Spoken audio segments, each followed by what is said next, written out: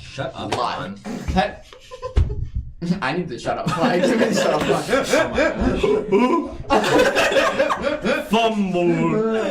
Wow, nice start. Hey guys, welcome back to Campaign 3, Session 5. We hope all of you are having a good day. Thanks for tuning in. Fun fact, John forgot to write recap for this session, so John's going to wing it. But before he does that, we're going to get into prayer requests, announcements, prayer requests, and then recap. First announcement, unfortunately, Sadie is no longer with us. She's having some health issues pop up, so prayers for Sadie.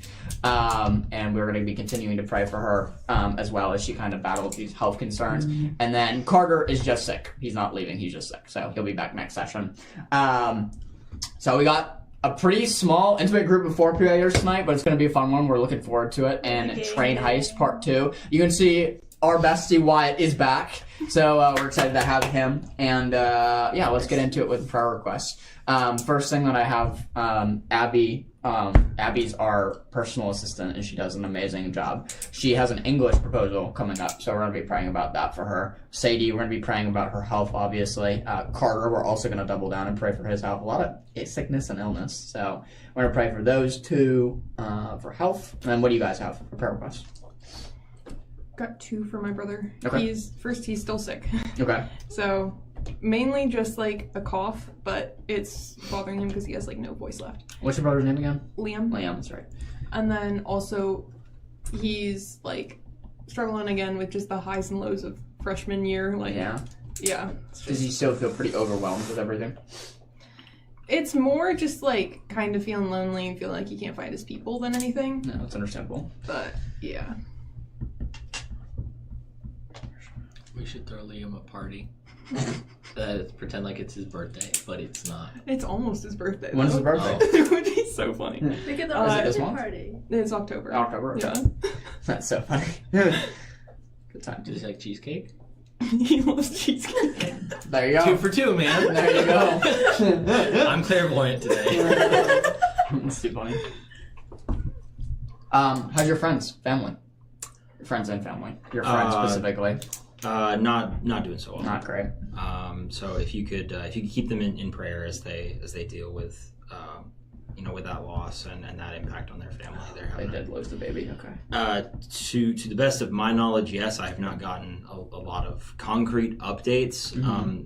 They've been I haven't heard much from them, but I've heard enough to know there's no good news. So if you could keep them in your absolutely prayers, yeah. We'll definitely be praying for that. It's so tough. Got it. Alicia, Ogway? Anything? My asthma has been horrible the past 2 nights.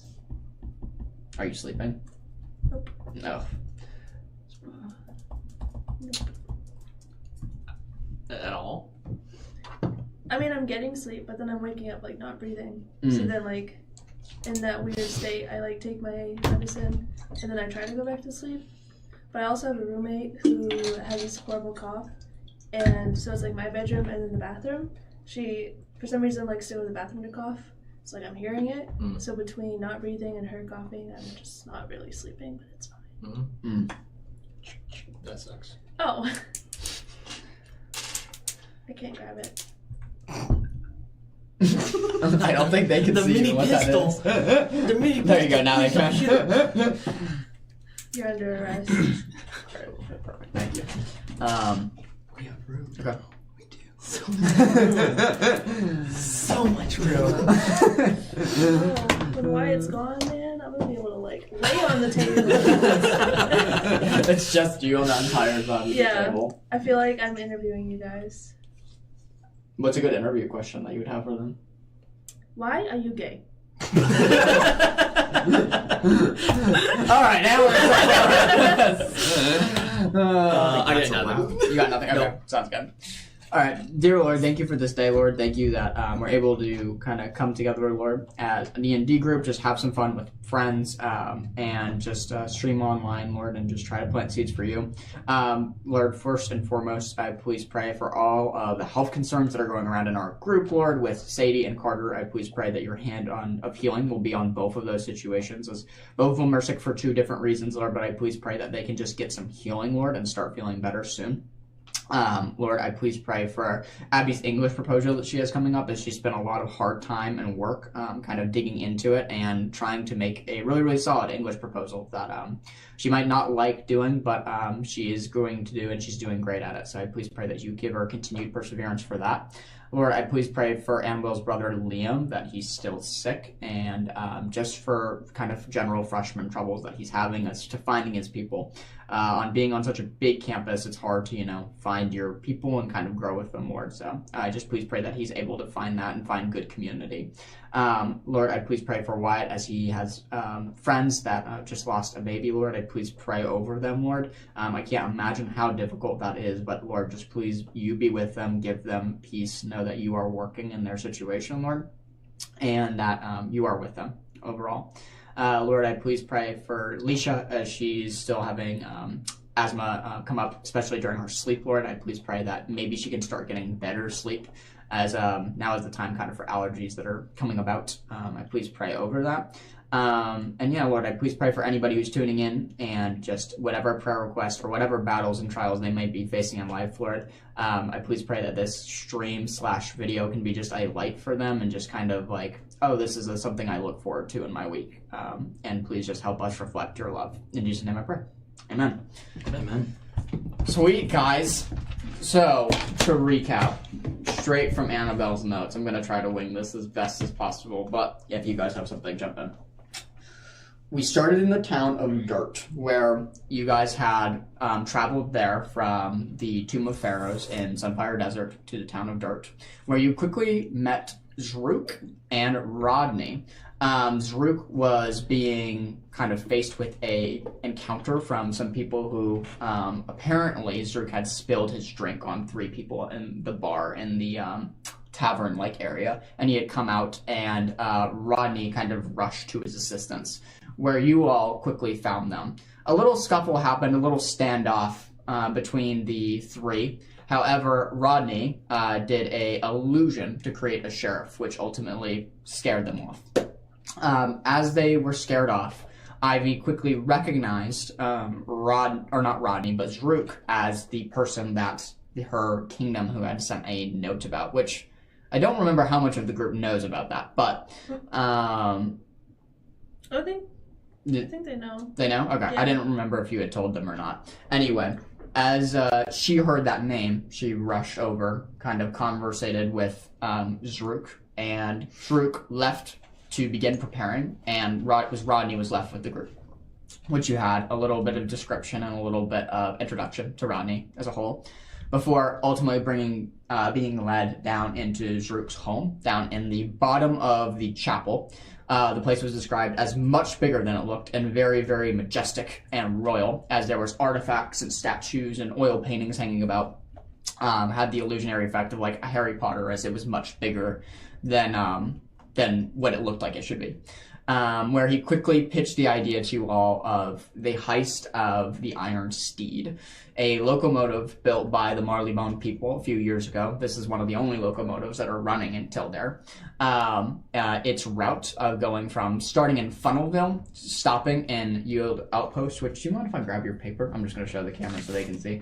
I don't know how well you guys can see this. And then going to the city of Vathar. So that's the route that the train is running, and I'll put that on screen. Thank you. Put that on screen later too. A couple of things about the train that they quickly learned. One, it's heavily guarded. It's an armored train, being that it shuttles relics and high-value artifacts. 2, it has a magical coil embedded in the front of the train that within a half-mile radius eliminates any sort of magic. So no spells, no teleport, no transformation. It won't work. The artifacts that you all are looking for, Rodney's artifact that he was sent out by Zrook is going to be on car 3. You all's artifact that you are looking for, which specifically is the twin stone tablets of the Neondi region, is supposed to be in car 1. Zrook said as a assurance to you all that he would be sending Rodney with you. However, Rodney is searching for something in car 3, and he would be delivering it back to Zrook, which I sent you an email about. I don't know if you saw it. It's okay. Yeah, I definitely saw it. So that is everybody's delivered thing. The idea behind it is that the twin stone tablets of the Neandi can be used as a bartering chip for the princess that the Kaelith tribe holds hostage. So the goal is you guys rush in, grab the tablets. Now Ivy has a bargaining chip to bargain back for the princess with. Additionally, you all are dead broke. So broke. If anything on this train were to be stolen, most of it is very high value items. So there is a money-making opportunity here as well. However, be careful, as the longer you are on the train, maybe more people will be alerted by your presence. So keep that in mind. Maybe. Who knows? Maybe no one's on the train. Maybe no one's on the train. The best way to board the train was devised while there were several ideas pitched of derailing the train or jumping into the water. The ultimate goal was to find a horse that could run as fast as the train would. The horse that Rodney and Zrook landed on was a specific breed called the Eclipse breed, a very, very rare breed of horse that had been enslaved by the Tildarians since the collapse. They are known for their insane strength and speed. They sit very much taller and larger than normal horses do, and very, very stubborn horses, as we saw quickly thereafter as Cram tried to talk to them. A couple of traveling took place as you all traveled to a meadow region of Tarsus that was southeast or west of Town Dirt, where Cram quickly had an exchange between, I don't remember the male horse's name, but the husband horse and then Lanentha. Ultimately, Cram had success with Lanentha, but not with the husband horse, as they quickly found a connection that both of them had encounters with a lady known as the Warden. Quickly, then Cram took Lanentha with him. Ivy, talking to Lanentha, even though not being able to understand, had a vision as she touched Lanentha's skin and was taken aback to what looked like just a huge mass of population enslaving these horses to do their bidding. After that, the party rested. It was a kind of a chaotic day, kind of in this meadow, as there was like saber-toothed tigers eating a horse, and then quickly after that, everybody was awoken from someone strangling Valentine, unfortunately on Rodney's watch. Did I miss anything? Did I miss anything? Don't feel like it was really Rodney's fault. You took down a bush. I investigated a bush. A bush. Wouldn't A it be bush that had 2 fear spent for it, so it was Very reasonable. scary. It wasn't Rodney's fault. Wasn't Rodney's fault. It wasn't Rodney's fault. Okay. I feel like there's a lot of finger pointing going on. Did I miss anything in recap? Can you guys think of anything else that happened? nothing important, I don't think. Okay, sweet. Yeah, you covered all the main things. All the bases? Okay. Yeah. So, where we last left off, I'll back up a little bit. Rodney, you kind of approach the bush carefully, as suddenly a crow flies out of the bush. As you kind of like do this in front of your face, you hear turning around. You see these hooded figures. It looks like one of them is like kind of on top of Valentine, strangling her. As you quickly look towards them, another one towards you. A spiked flail that he has. He swings it towards your general direction. And you can hear the chains click before meeting its final resting place. Him being so surprised that you are there, the chain does not hit. The mace does not make its attack. But as that kind of flies towards you, you all awake. You see these shadowy figures, kind of one on top strangling Valentine, the other one attacking Rodney, as they're all around your campsite. Battle map is on screen for you guys now. As you guys are in the kind of this shaded part on one of the knoll hills of this meadowy area, you're quickly kind of looking to each other immediately. It is player's turn here. What do you want to do? Can you move our on-screen map to that map. Oh yeah, that would be important, wouldn't it? That might. As be much as I important. like golden tombs. Oh, I should pull up roll 20. There you go. Thank you. Okay. Okay. I do not have something I want to do yet. Okay. Yeah, go for it, Ivy. Ivy's gonna wake up, and I feel like she and Valentine were closer. Yeah, if you see on the battle map, you're actually right next to her Fantastic. from your bedroll. Yeah. I'm going to get up and just try to mull over the figure to get it off of her. As you quickly rush over to the figure, you're gonna just try to shove off. I'm gonna like jump on its back and like wrap my arms around it and like pull my weight. Okay. Go ahead and roll for an unarmed attack.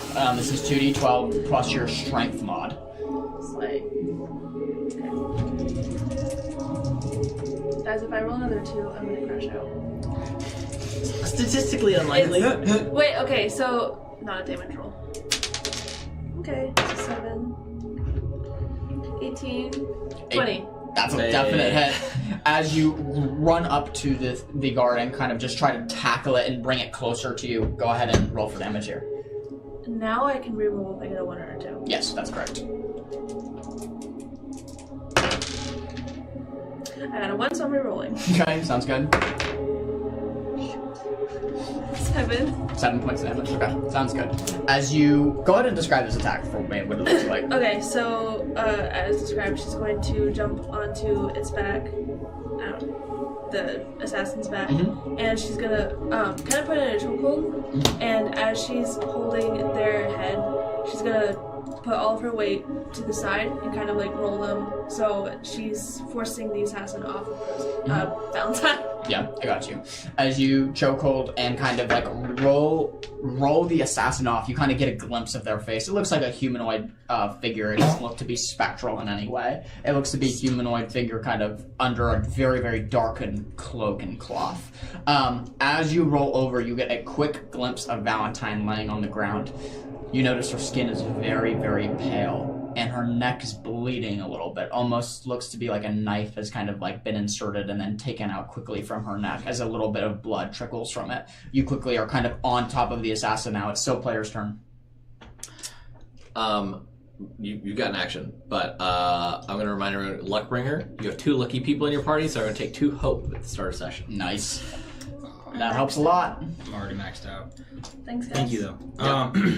So, Rodney, seeing this very fast reaction from Ivy, is going to change what he was going to do, but which was to attack the one strangling Valentine, but is actually going to unleash an arcane barrage onto the one who just attacked him. Sure, go for it. And so I am going to be,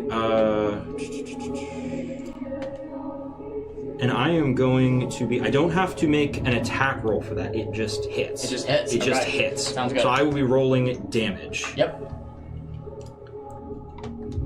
That's amazing. This is so cool spell. Yeah. I just put the 3, right? Because I'm doing it with 3. So you're spending 3. 3 of my 6. Okay, spend a number of healing. I do have some healing. Wait, can you net healing? I could. Yeah, because Okay, I put so it you're- 3 here, Yeah. but then it. So that's so what just- they use because that's up here. Yes. That's dice. So you yeah, just so roll. yes. Yeah, Okay. yeah, you got Perfect. it. That's what I thought. Yeah. That's gonna be 13 damage. 13 points of damage. Go ahead and describe what this looks like for me, my friend.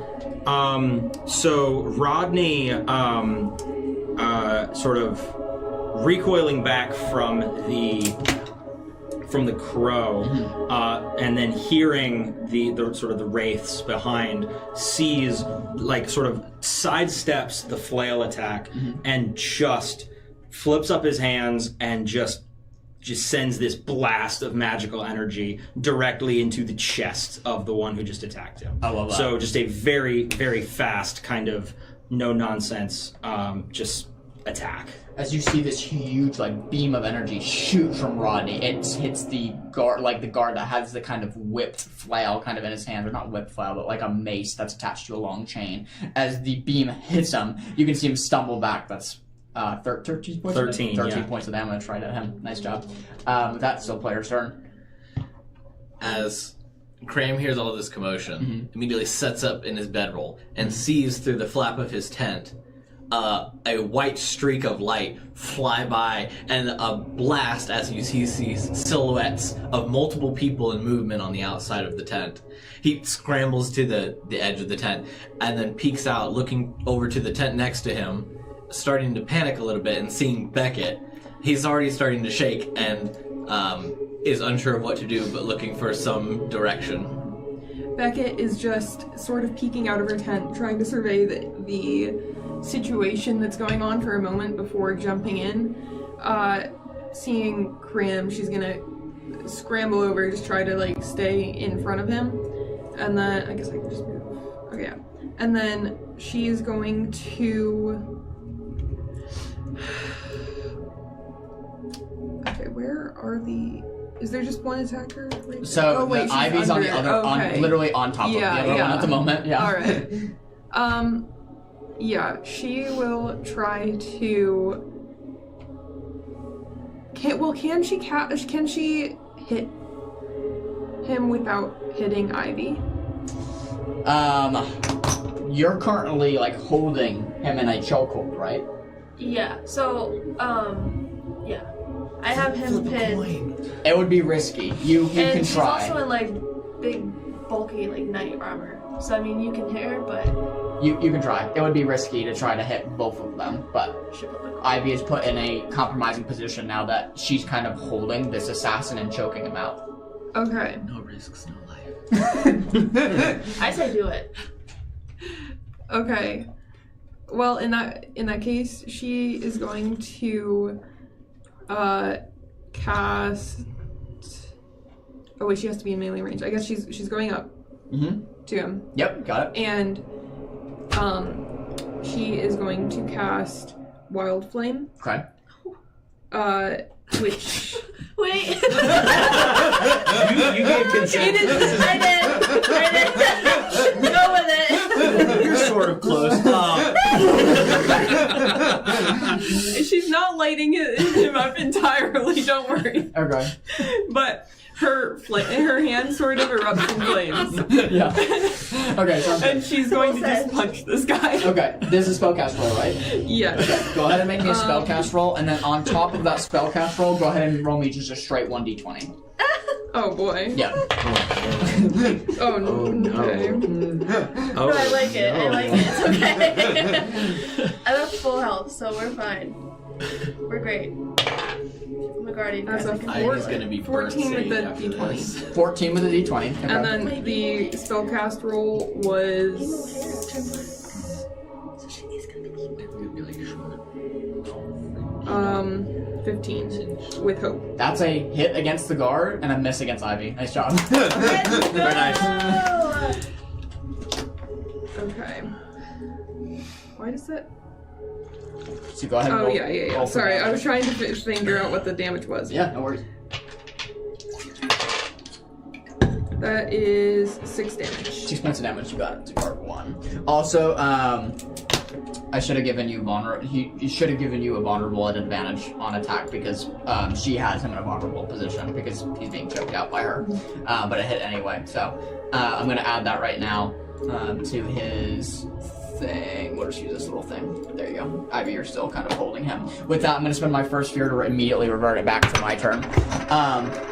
As this battle is happening and the blows are being exchanged back and forth, the assassins are quickly being overpowered by you all, as you've all woken up, kind of startled from this. You shooting a magical blast, you spreading wild flame across one's body. They're all kind of startled by the capabilities that you all have, as they thought this would be a pretty easy hit. You see the one closest to you reach into the dirt and like scoop up the dirt with his hands, kind of like holding the mace kind of on his lap. You see him kneel and scoop up the dirt from the ground and then crunch it underneath his grasp. You immediately know a spell's about to be cast. As he does this, let's see if he can do it. That's a natural 20. He certainly can. As he grabs up the dirt and squeezes it beneath his hand, suddenly you hear the ground begin to shake and huge beanstalks begin to creep up along the outside rim of the hill that you are on. Suddenly, this enormous carnivorous Venus flytraps emerge from the ground all around the rim of the think of this as like the aisle or the hill that you're on as they point towards you. New battle map going on screen now. Wow. Oh no. Double duty. Oh boy. Copy Bro, Jack needs to go back to and his little cottage. paste. Maybe the little baby stuff. Oh, they're cute. Wait. Aw, Plants vs. Zombies. I know, I was about Yeah, to say. wait. If you all don't mind we kind gotta of just protect the maneuvering horse. back to where you were, Oh, yeah, I got you. it kind of pasted a little bit odd here, so he's down Oink. here. Yeah, perfect. And then We just- I'll move Victor so he's not in the Venus flytrap. There we go. Oh, I can't move. You can't move? Well, I can't move the guy that's under me. Oh, yeah, you shouldn't be able to. This guy, I got you. There you go. Done. As these huge Venus flytraps emerge from the ground, this one's gonna take a bite of the horse. The one over here. Oh, shoot. It's gonna roll for attack here.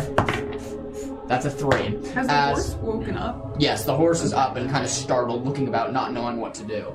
The huge carnivorous Venus flytrap behind the horse immediately kind of emerges up and snaps down. The horse immediately reels up, you see Cram in that moment that, you gotta take care of her before she starts running and starts just bolting as fast as she can off the hill. One more attack's gonna happen as this spell is summoned. The one who's being strangled by you is gonna try to get out of the strangulation. That is a 16 to hit you. This is an unarmed attack. Yep. 16? Okay. Bing, bing. That's 8. That's 9 points of damage. As the one you once were strangling immediately elbows you kind of in the stomach. As you immediately get the wind knocked out of you, you just can't catch your breath. As you immediately start coughing, a punch lands across the side of your face as you're cast down to the ground. With that, it was 9 points of damage, and it's player's turn. And he's not vulnerable anymore. As he makes that move, can I try to make another attack against him? Yes, yeah, it's your turn. Alright,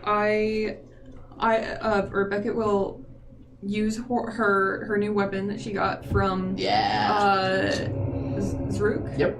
Okay, I and mean Rodney, but Rodney, yeah, Rodney's the one who gave you. which is Zrook is my boss. I'm the one who gave it to you. Okay? Let's just get that straight. she got a dual staff that can separate into 2 different baton weapons. Yeah. And she is going to try to go and make this attack to get him off balance again, trying to not let him escape. The same one you attacked last turn. Yes. Okay, got it. Yep. Yeah. That is Okay, I didn't say it, but there is a countdown on the horse, just as a heads up. that's only a 6 to hit. 6 is going to be a miss, unfortunately. As you approach it, him just getting out of the chokehold looks towards you and immediately kind of side dashes to the left. Not enough time for you to land your hit. With that, it's back to me because you missed. As that happens, suddenly you see one of the carnivorous Venus flytraps arise behind you. As you look up from your tent, the huge Venus flytrap spirals upward 5-10 feet. As you look down, a huge drop of sweat just lands on the ground. As rows of sharp teeth look towards you, it's gonna make an attack at you. Okay. That's a 14 to hit. Yeah, it does. Not the crime. 7, 9, 10, 11, 12. That's 12 points of damage. As this huge Venus flytrap immediately reaches down and snaps at you. While it's not enough to hold you in its jaws, it definitely cleaves into a part of your small goblin leg. As your leg begins to bleed, you feel blood start pouring out of your left leg, your shin area near your calves. As it snaps down, blood kind of runs down your calf as you kind of start running away from it to the center. With that, it's the player's turn. After being attacked and being more panicked than I was before, seeing the violence that is unfolding before me, and being pitched between that and the plant behind me that just bit my leg off, I'm going to turn to to the Eclipse horse and run to it, and you can't tell whether it's for protection of myself or protection of the horse. Maybe equal parts. But I run to it and jump as high as I can, trying to get on its back. And in midair, I'm going to activate Beast Form to transform into a giant pangolin. Oh, okay. Describe what this looks like for me. What your pangolin transformation? Do you know what pangolin looks like? Isn't it like it kind of looks like an armadillo? Yeah. So I think I do know what armadillo that looks anteater shape. Yeah. I'm gonna put a screenshot on the screen for the audience. Yeah, kind of an armadillo. There he is. Got it. Yeah. And so as Cram's running through the air, he jumps up and extends his arms, and as he does, as he extends his arms into the air, almost as if he's going through a magical wall, from the tips of his fingers working its way down, his arms grow smaller, and his face elongates and transforms within an instant, just the magical transformation slinking its way all the way down his body and extending into a long tail as I try to land on the back of the horse. Do I need to roll agility for that? Yeah, we'll have you roll agility, being that it's a multi kind of feat attempt of both transforming. Which do you have to roll for a transform? No. Okay, Just mark stress. We're just gonna roll for the agility then. Yeah.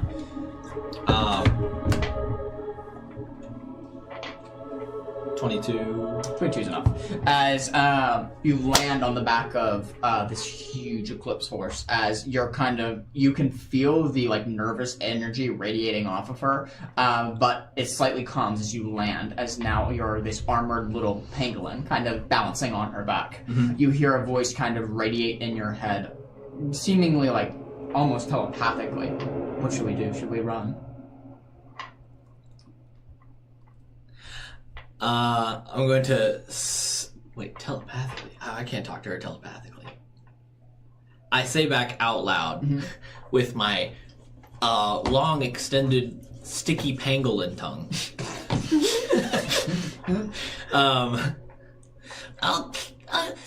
Please don't run away! We need to help everyone by stomping on those big black riders!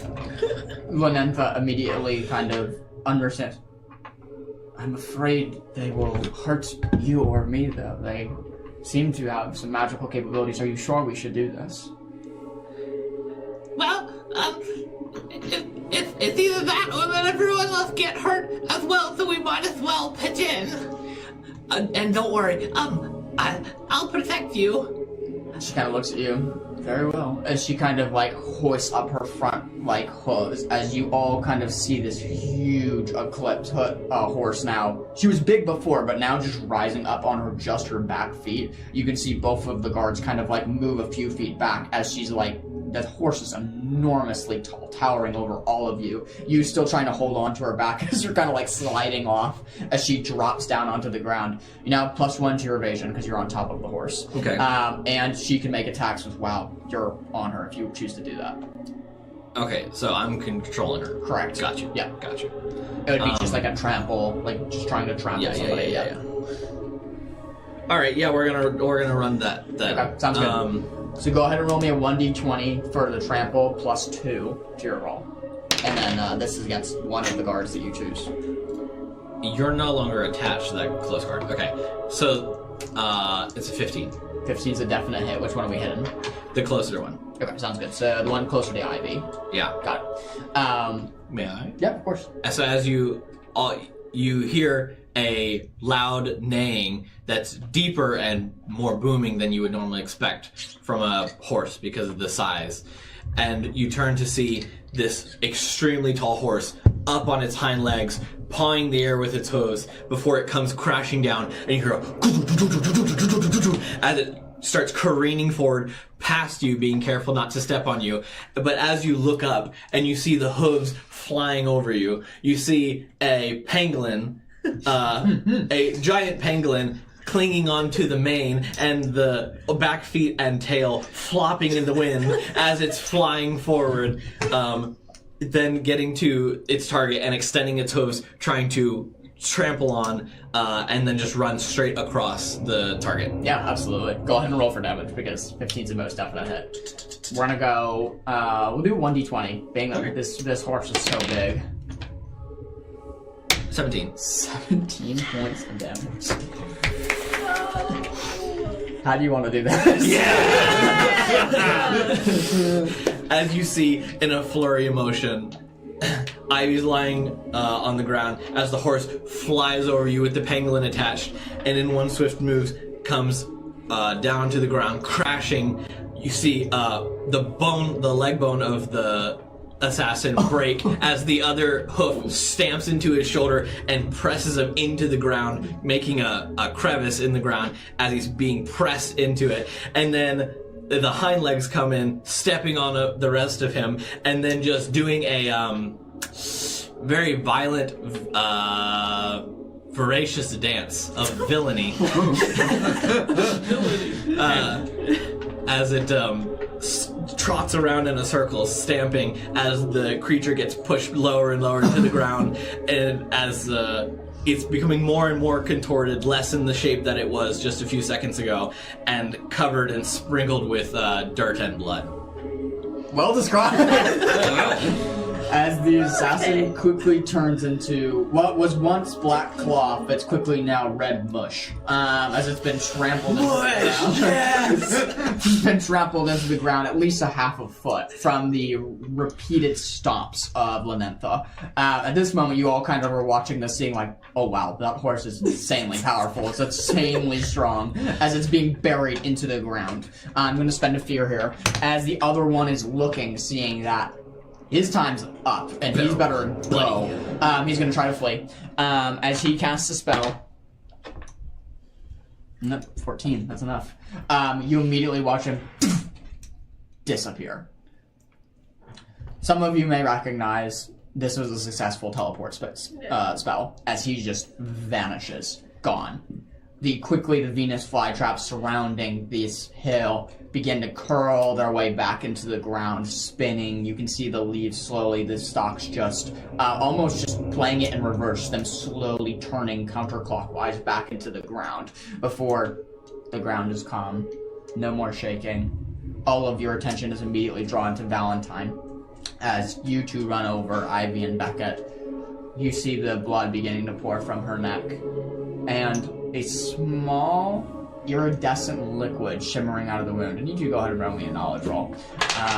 As you're looking towards her, you don't know what it is, but yes, you can. Can I use an experience too? Yes. Yeah. I'm positive you don't know what it is, so sorry. As you rush over to her and see this, I guess you can roll a knowledge to see about the general wound, though, and see what's going on there. It's a good thing I used an experience. That's an 11 with fear. 11 with fear. Okay. And then are you rolling just to see like general wound or? Yeah. Okay. 6. 6. The general wound does not look good. It looks like there's just like bruising around her neck as it's kind of her skin is darkened, and it looks like she's currently like coughing on blood or choking on blood. Okay. The iridescent liquid shimmering out of the wound. You quickly recognize what this is. This is hemlock poison, as it looks like one of their dagger's knives has been dipped into it and then inserted into the neck to cause quick lethality. You know, if there's healing her at this point, it's going to be really, really tough. You're up against the clock. Usually hemlock poison, as you know, takes 10 seconds max to have its full effect land. I immediately cast Healing Hands. As I'm doing so, I turn to Ivy. Mm-hmm. You said you revived her before. You said she was dead. How did you revive her? She still had some life in her. What's the liquid? It's poison. It's hemlock poison. It's very, very lethal, very fast acting. I don't know if she's. I don't think she's gonna make it. That's impossible. How long has it been in her? Well, probably just since they started their attack. I don't know. I don't even know what happened. I woke up and it was in the middle of the battle. she's gonna look back down at what she's doing. The first healing hand spell has ended. It is a 21 with hope. Oh wait, 24 with hope. Really high roll. As you cast the healing hands and are just kind of like pressing it on her neck to try to close the wound and try to eradicate any poison that might be in her system. What are you doing, Ivy? I'm gonna drop my human disguise and just try like crushing my tail and trying. Yeah. As you're pulverizing a part of your tail and trying to get some of the common drip to start bleeding out the green kind of viscous liquid that is known for its healing properties.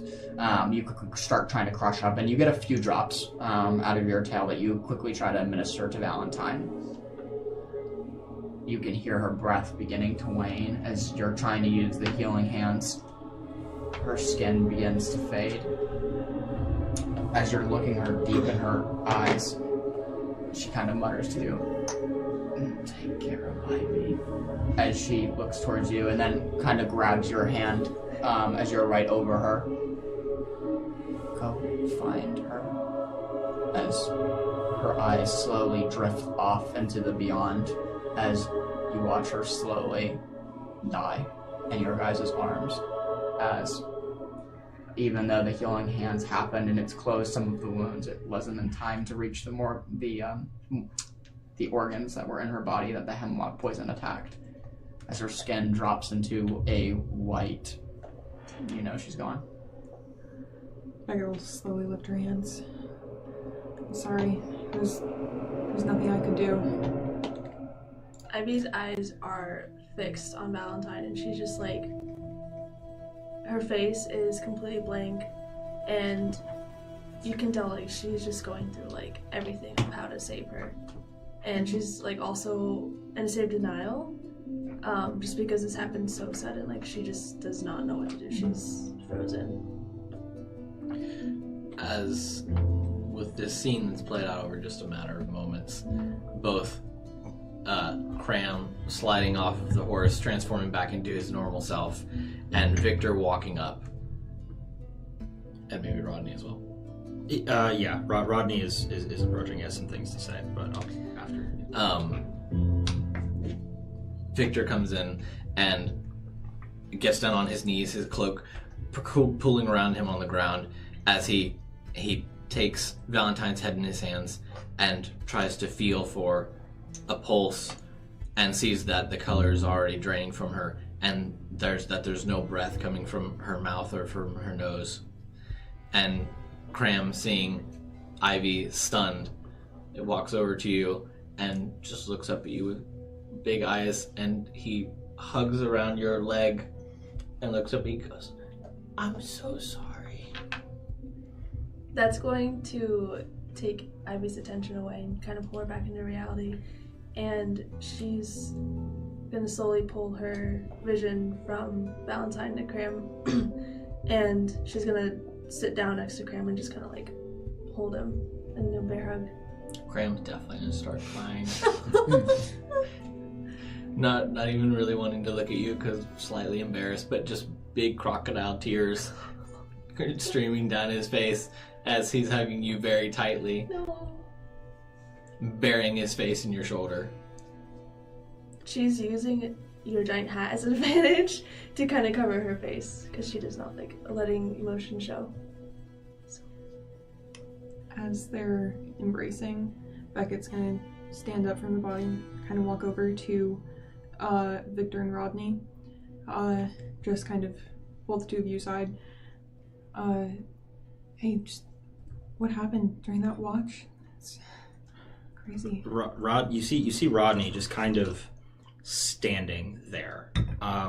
This ribbit that you've seen like be so nonchalant about so many other things, just kind of like, sidestepping out of flails and just kind of like doing stuff. Like you kind of see him just sort of just standing there in it, like solemnly, which is something you have not, an emotion you have not seen from him so far.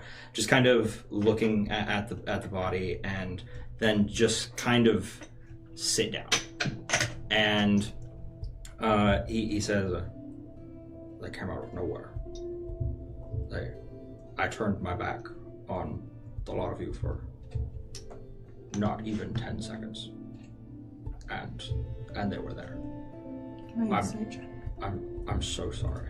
Mm-hmm. Yeah, give me an insight check. There was a sound in the bush, and I thought it was the predator, and I had my eyes off of you for less than seconds, and when I turned around, there they were, already on top of you. Got a 10 with hope. It seems mostly honest. There's parts that are indistinguishable, but you can see there's a general shock about Rodney that you haven't seen before. Alright, I believe you, Rodney. And it could have happened to any of us on our watches. Just don't take it personally. These things happen. It is possible. These are not people that I recognize. Not as far as I know, they weren't. It wasn't me they were after. It was somebody that you guys have. Someone from your own party's past, but it's possible that they waited for me to be on watch. Since you guys don't know me, and they waited for, if it was you they were after, they waited for all of you to be asleep. I don't know. That's possible, but I trust that you were doing your best, and Yeah. I can always learn from the experience, I suppose, but I believe that these things happen for a reason, and that it was bound to happen at some point, whether you were on watch or not. I'm sorry. I'm sorry about your friend. Yes, well, Ivy knew her better than I did. I appreciate the apology, but you might want to give it to Ivy instead. I walk over, put my hand on Ivy's shoulder, and I say, I'm sorry. She's gonna lift her head from the giant hat that's been covering her face and just kind of look at you. I don't know what happened. Neither do I. I can't believe I failed her like that.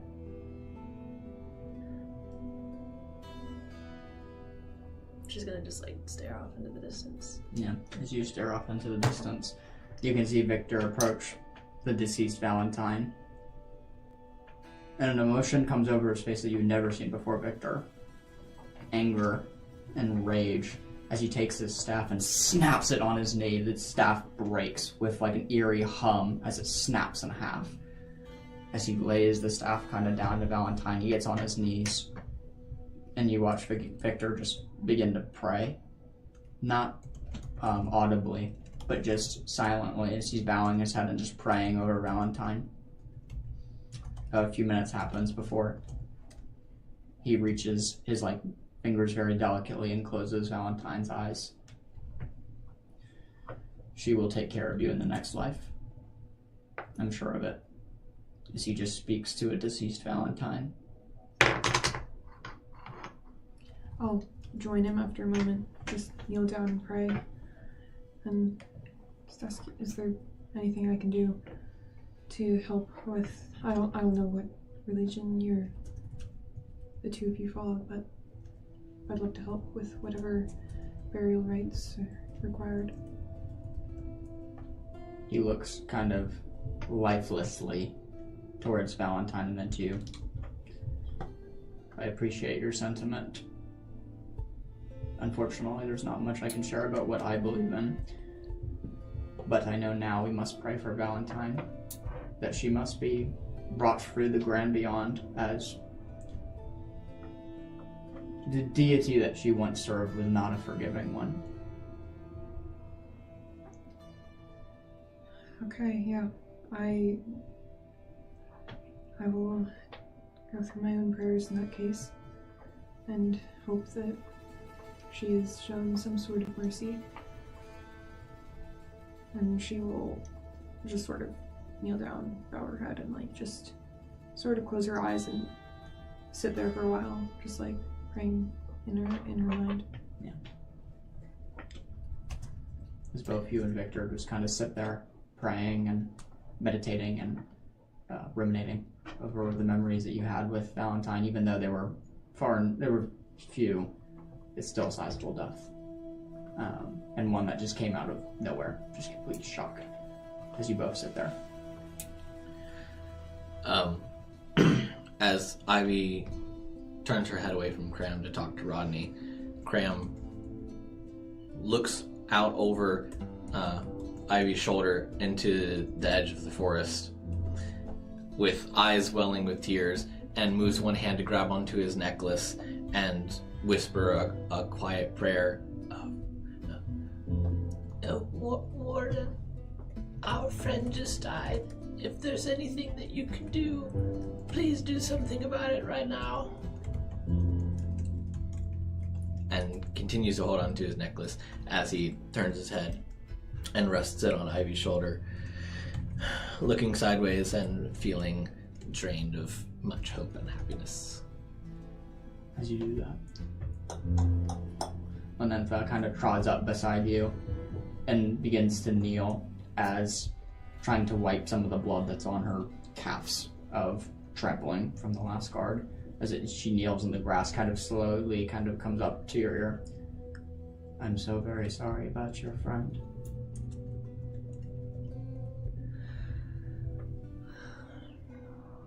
Me too. She was very nice, and she was very sweet. I don't really know.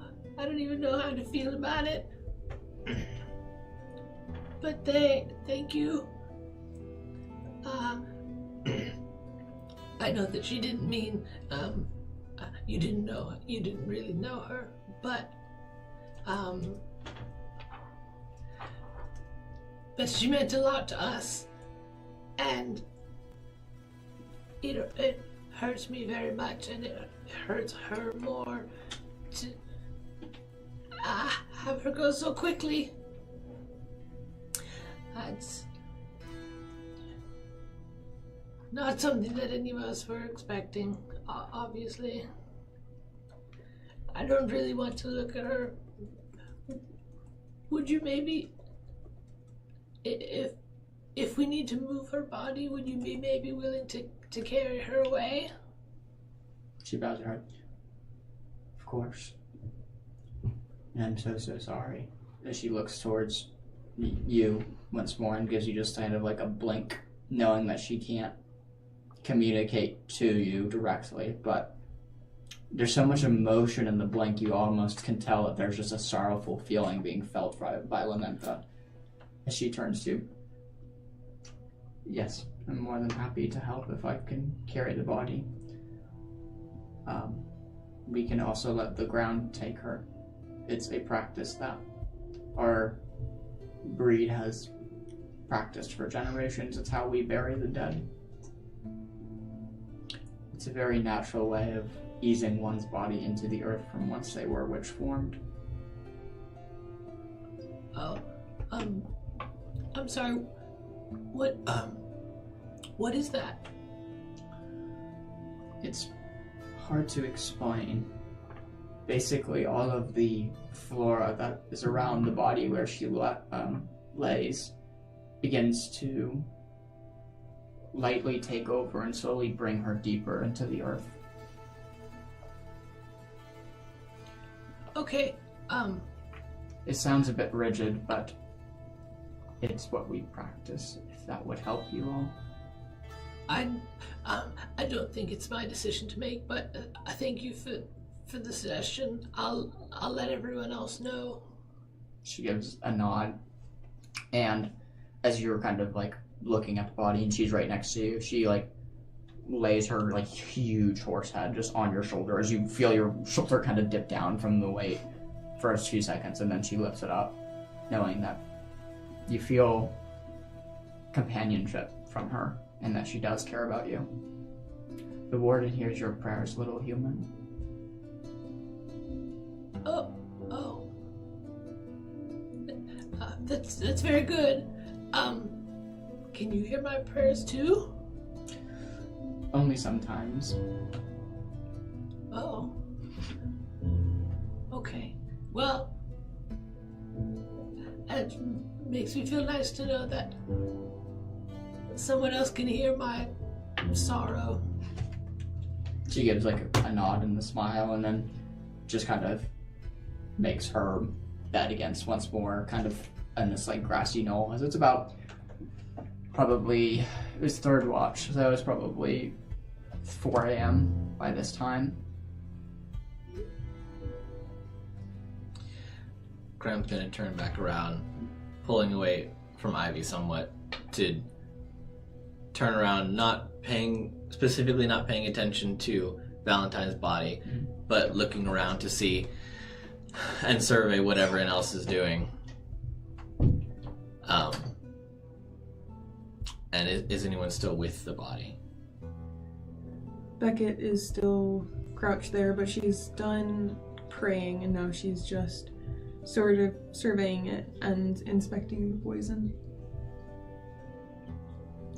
I think Victor is going to be like taking her vices and stuff, because I think she's carrying like spider legs, hot sauce. He's looting her? I was trying to put it nicely. Repurposing her.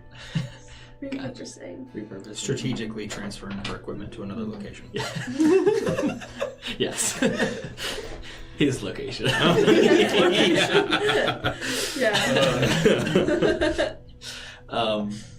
Why did you put As he sees them doing that, Graham's gonna waddle over to Beckett, being almost the same height as her, and be like, what are we gonna do with the body? I don't know, Graham. I think we should do whatever Ivy prefers. Right now, I'm just surveying the cause of death, but I think it was caused by the poison, as we initially suspected. But I think that, burial's rather traditional, but we also don't have an endless amount of time. So maybe we should go ask Ivy what she wants to do. Okay. And so, I'm gonna walk over to Ivy and stand in front of you, still sitting down, mostly eye level, and Ivy, what do you think that Valentine would want us to do with her body?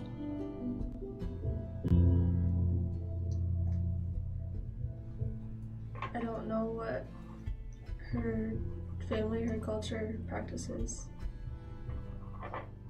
I could give her a royal burial. What does that look like? What does it look like? Wait, throw me under the bus on that one. A royal burial would be something they would typically use for kings and queens, and very, very nobles, princes, princesses, anyone who is associated with the family tree. The burial process was known to kind of shower the person who is beloved and gifts, whether that be small or large, by people, of each of them putting something personal and dear to them into the casket so that they could be remembered on in the afterlife and bring these small tokens of remembrance with them. Other than that, it's very ceremonial and formal, and lowering the body into the ground and saying a few words of prayer and blessings of moving them from one plane to the next. She'll explain that too. So we bury her in formal ceremony, and everyone brings a gift. Ideally, yes. Do you think Victor would agree? That's what she would want. She'll look over at Victor. I think that's fine. He kind of looks towards you. I don't know what custom she would prefer.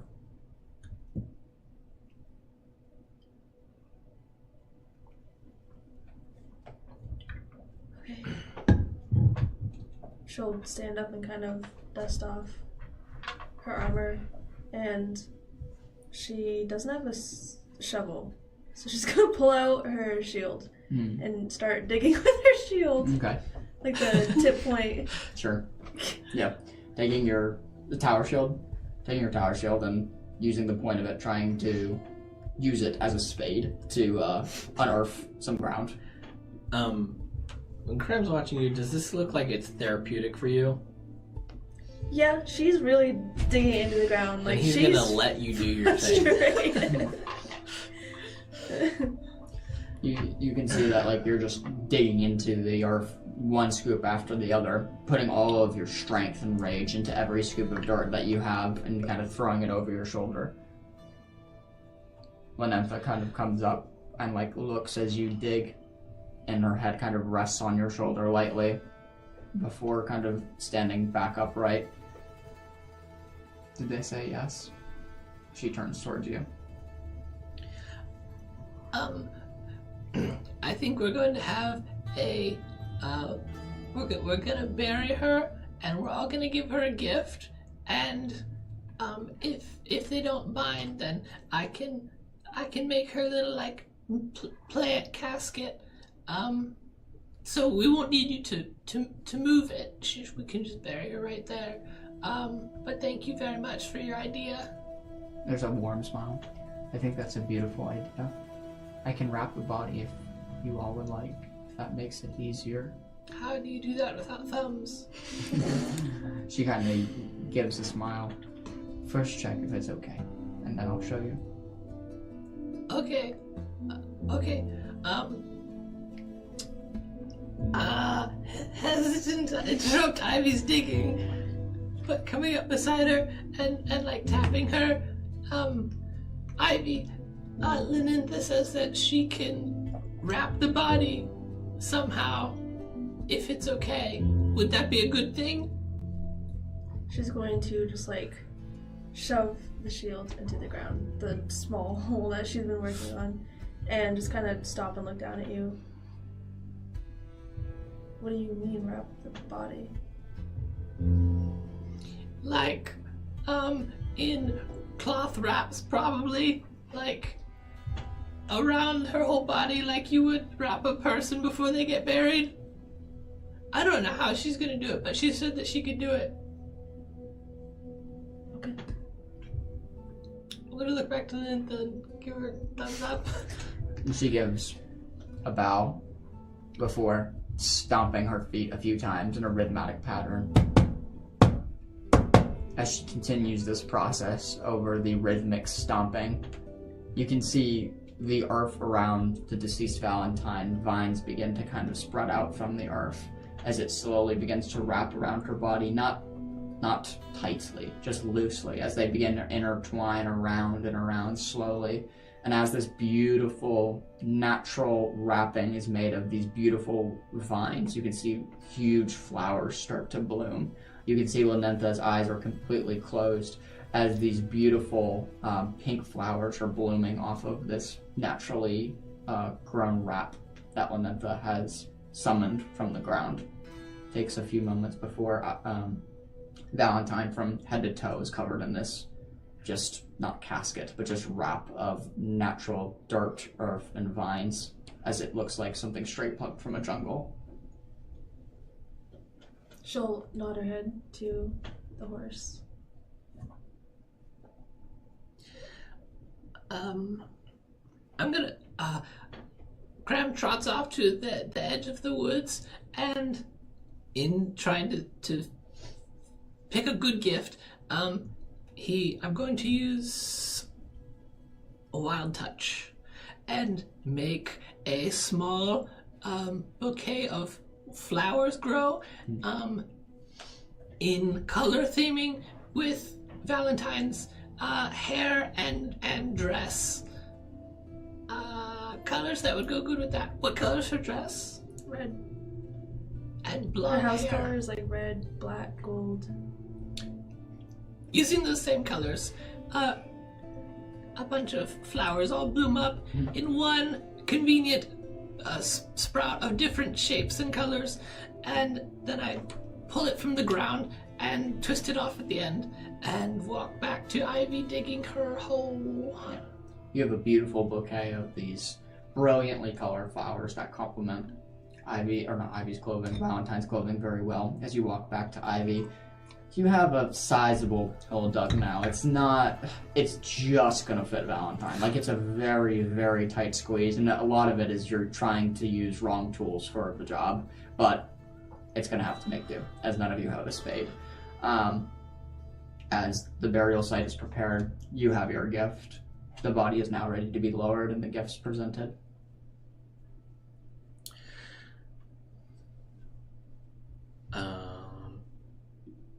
I'll walk up beside Ivy, and seeing that the hole is now deep enough. Is she ready to go in? I think she should fit in this. Okay. I'm gonna kneel down and sit on the ground and put my hands on the ground, and as I do, little like waves of grass ripple as they move towards her, and then as they reach her, slowly lift her up in a wave, and her body is wrapped with arms of vines and grass as it rolls down slowly into the bottom of the hole, face up, and then gently pulls away as the inside of the dirt hole becomes covered in grass and flowers on the inside, as well as the rim being covered with the same flowers from Lenintha. And then as it does, the ground around it builds up a little bit, dirt ready to move in when I give the signal. Yeah. This beautiful display of the body moving from one terrain down into the earth very slowly and smoothly without any bumps along the way. Valentine's body is now in her final resting place, as any other gifts are ready to be presented at this time. Beckett is going to take one of the vials from her belt and her notebook, and using that ink, she's going to write an ancient rune of peace and take it out of the notebook, and take one of her last coins out of her pouch. She sort of holds it up to the sky and says a silent prayer. She places that and the rune down on Valentine. Yeah. If we're done. As Victor steps up, he takes the pieces of his staff, broken, the halves of it, and lays one to the left side of Valentine and then one to the right side of Valentine, very diligently and carefully placed, right, almost as like guardrails guarding her body as he lowers them down. She will pull out a small dagger, but it doesn't look like just a dagger you'd find at some store. It looks like it's from the kingdom itself. It's all jeweled and it's super shiny. And then she's going to kind of, the arm that doesn't have the bracer on it, she's going to move the clothing that she has underneath and grab a gold chain that has some charms on it. And she's going to take that off, and she's going to stab the dagger into the like where a gravestone would be. And then she's going to put the charm bracelet over the dagger. Yeah.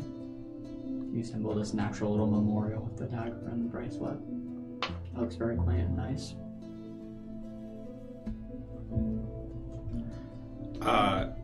You see Rodney still sitting, open his pack, and he kind of opens it all the way to get something from the very bottom of it. And you actually see him take the only thing out of his pack that isn't some kind of utility item, right? Like, it's the only thing that's not a weapon or a tool, and it's a small paperback book.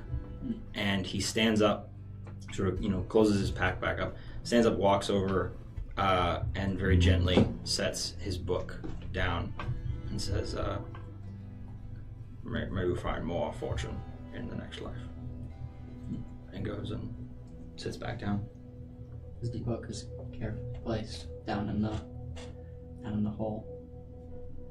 It's ready to be moved over if you all are. The dirt to be covered. I waddle over to Victor and look at up at him, very much taller than me, and ask, Do you want to say any words before I cover it up? He looks down towards you. I suppose that is customary. As he kind of takes a few steps forward. Valentine was a friend, and I will miss her dearly. Well, we had disagreements in the past. I understood where she came from and what she had to do to survive. And that is a connection that I don't have with many travelers.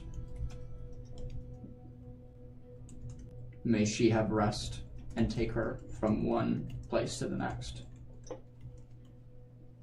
And I will pray to her that she is cared for. With Victor finishing his words, Cram's now crying again. As tears are dripping off of his face, he reaches over the edge of the hole and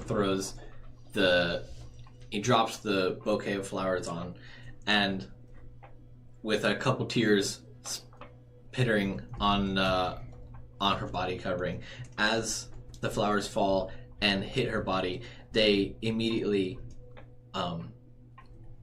as they fall, they hit and fall apart, and it ripples across her body, growing into an imitation of her dress and hair in the same colors that she would have had, as it ripples in the black and red across her, creating a flower dress, and then the blonde of her hair, and then on her face, still being covered, a small V appears in red, as the inside is decorated in a beautiful mural of flower petals in the imitation of her shape. And in doing so, the dirt that's piled up at the edges, on its own accord, slowly starts to pour over, covering up in layers and layers until it reaches level with the rest of the ground, and then overgrows slowly, not just vines, but bark as well, and a protective shield covering the ground that creates a oval casket-like shape, although more curved, and sealing her in the ground for good. Yeah. As you assemble this beautiful display of flowers, and then the dirt moving in, and then the bark covering this shielded area of this meadow that it lays here now in Tarsus of a very old friend. Sunlight. As you look towards the sky, the breaking sun, just red, starts to shine over the meadow. It's that time of dawn where the color skies are a rainbow of blues, oranges, yellows, and reds. Of the day is just awakening. As you all look towards the sky and then to your friend. You all know, even how tiresome you might be, that if the train is going to be sieged, you must get a move on. Rodney will at that point sort of stand and address everyone and say, well, let's not let this loss be in vain. It is time we must set out. If we are to be successful, then we must go now, and we will be successful, and not let this be a waste. And with that, he is using his rousing speech ability, Nice. so everybody can clear 2 stress. Nice. Awesome. Nice. As Rodney gives. Rodney Well, is an ally. Not every. Rodney's your friend. as Rodney gives that speech, you all feel a sense of hope come about you, that you know this is something Valentine would have wanted. For you to board the train and to take the tablets to help find the princess. It was not only Ivy's goal, but Valentine's goal too, to establish and to find her once more, as Wisp was a friend. Oh, or drop. Wisp.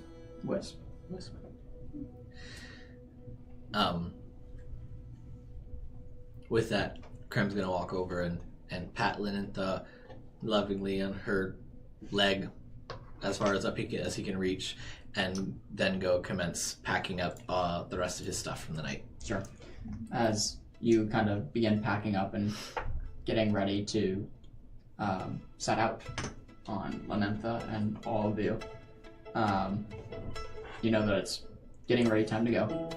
And if there is needing to be any sort of plan to put in place before you all go, now would be a good time. Wink, wink. As you remember the map that Shrook had drawn up for both you and then one other person you deem necessarily fit to lead Party B or Party A to board the train. You kind of look about.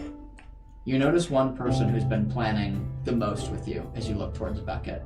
She seems the most able and agile to hold the operation on her own. You think it's your best judgment to give the second piece of paper to her. Yeah, Rodney's gonna sort of pull Beckett aside and say and give her the map, and say, I want to reaffirm our plan, make sure that we are still on the same page, as to where we are staging our two boarding parties. Yes, I think that we need to finalize some sort of a plan, make sure all the details are set before we embark. Let me look this for a second. It's on screen if anybody who doesn't have a piece of paper wants to see it. And so remind me that the train is leaving from right, exactly. So from right to left. So Right it's to left. departing Funnelville. The far left point is Vathar. Just as a group kind of knowledge check here.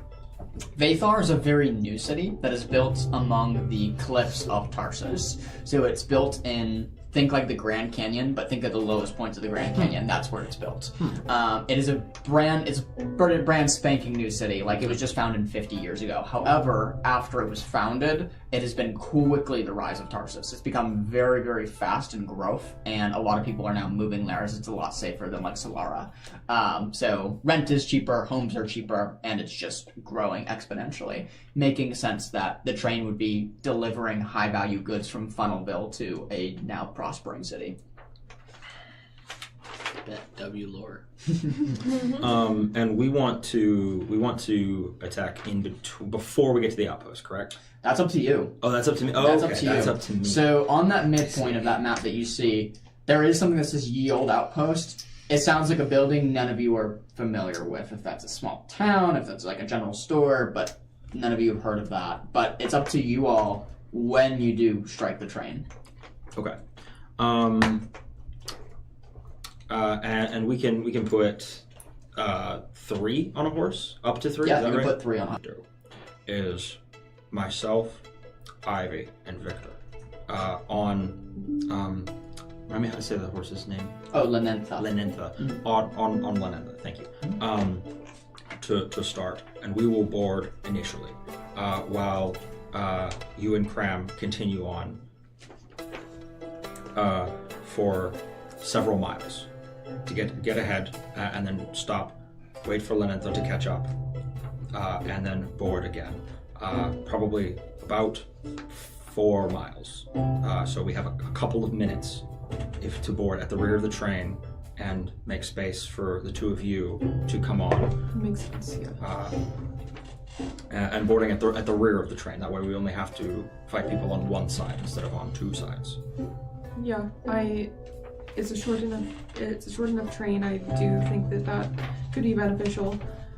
You don't have any sort of schematics for how the guards will be posted on the train, do you? Unfortunately not. All right. That is something we have not been able to get. As much as we do know about as much as we do know about where the coil is and how the engine works, the cars themselves are they are not unique and they are not special, and we were not able to get information about them. We don't know how many guards are inside them. So, but if we board basically just outside of Funnaville, just far enough away to avoid detection, from the town, it gives us as much time as possible to accomplish our goals. Slow the train down, find a way off the train, disable the coil, and teleport off of the train. We have some options there. So. And we know nothing about the outpost, correct? There's nothing aside from it being marked on some of the older maps.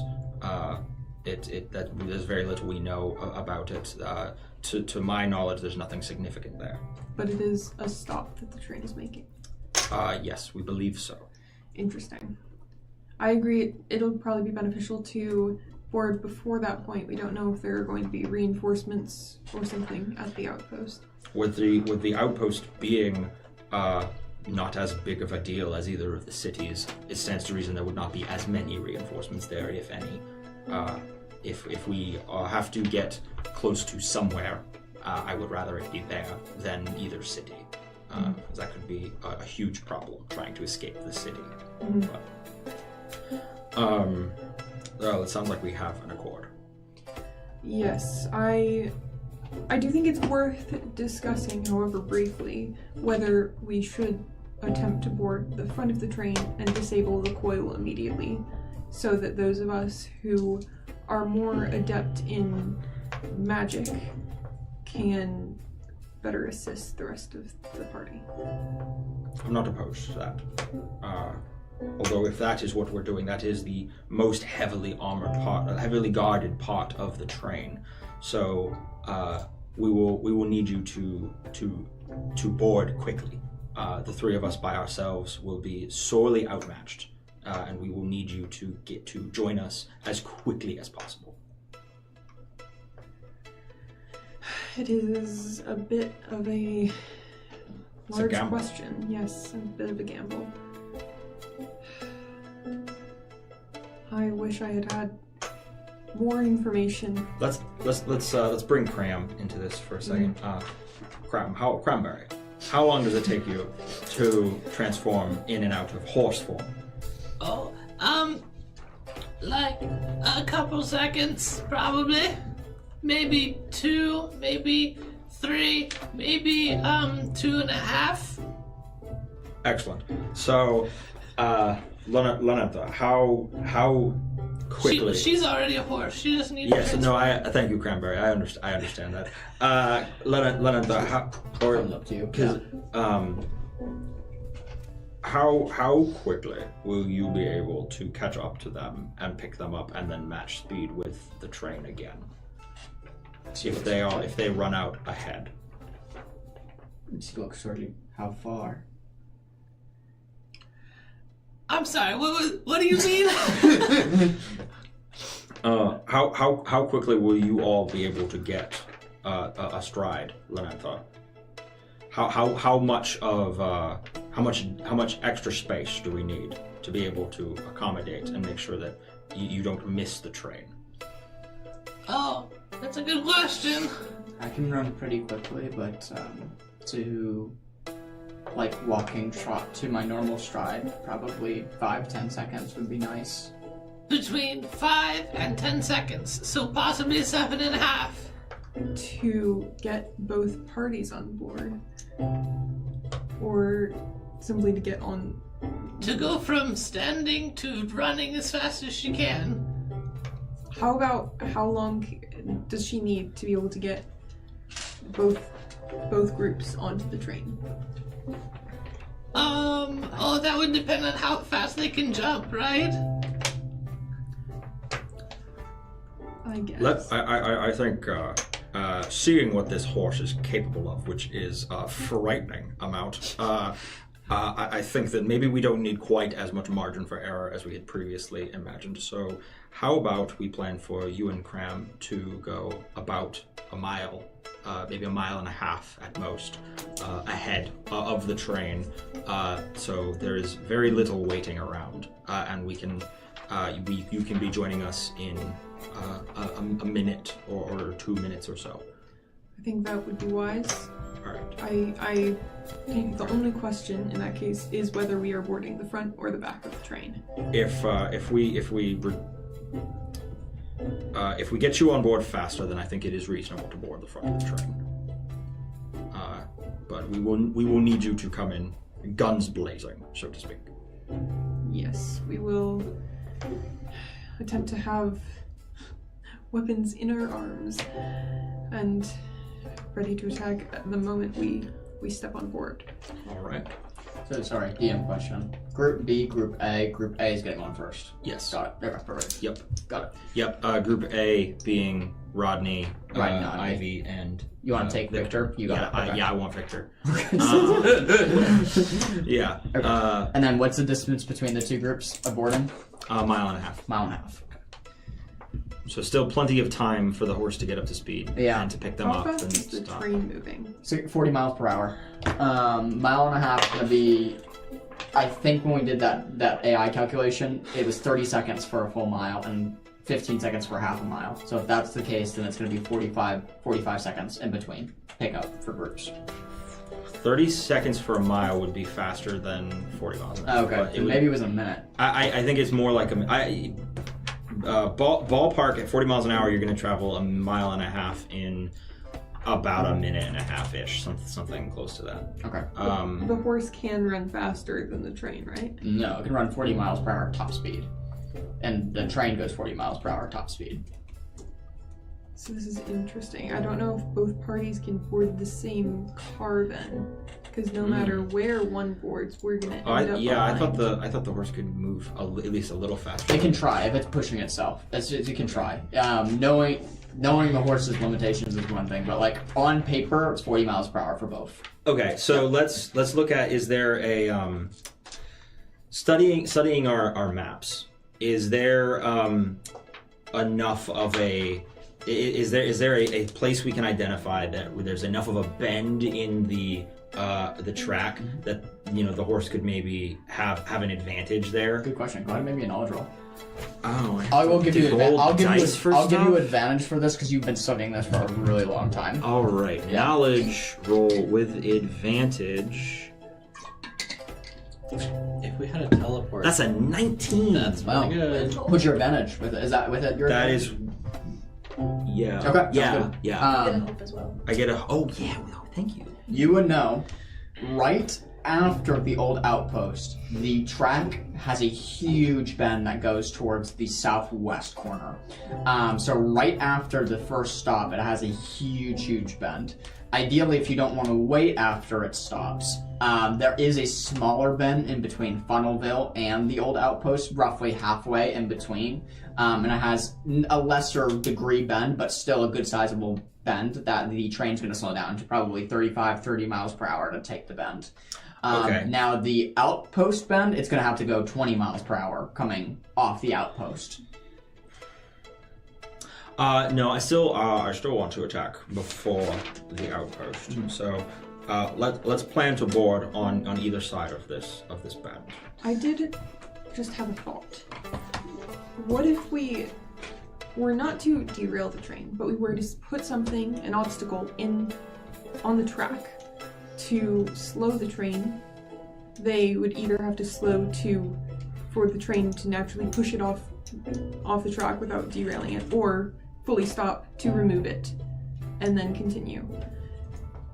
Would that help us or hinder us in the grand scheme of things?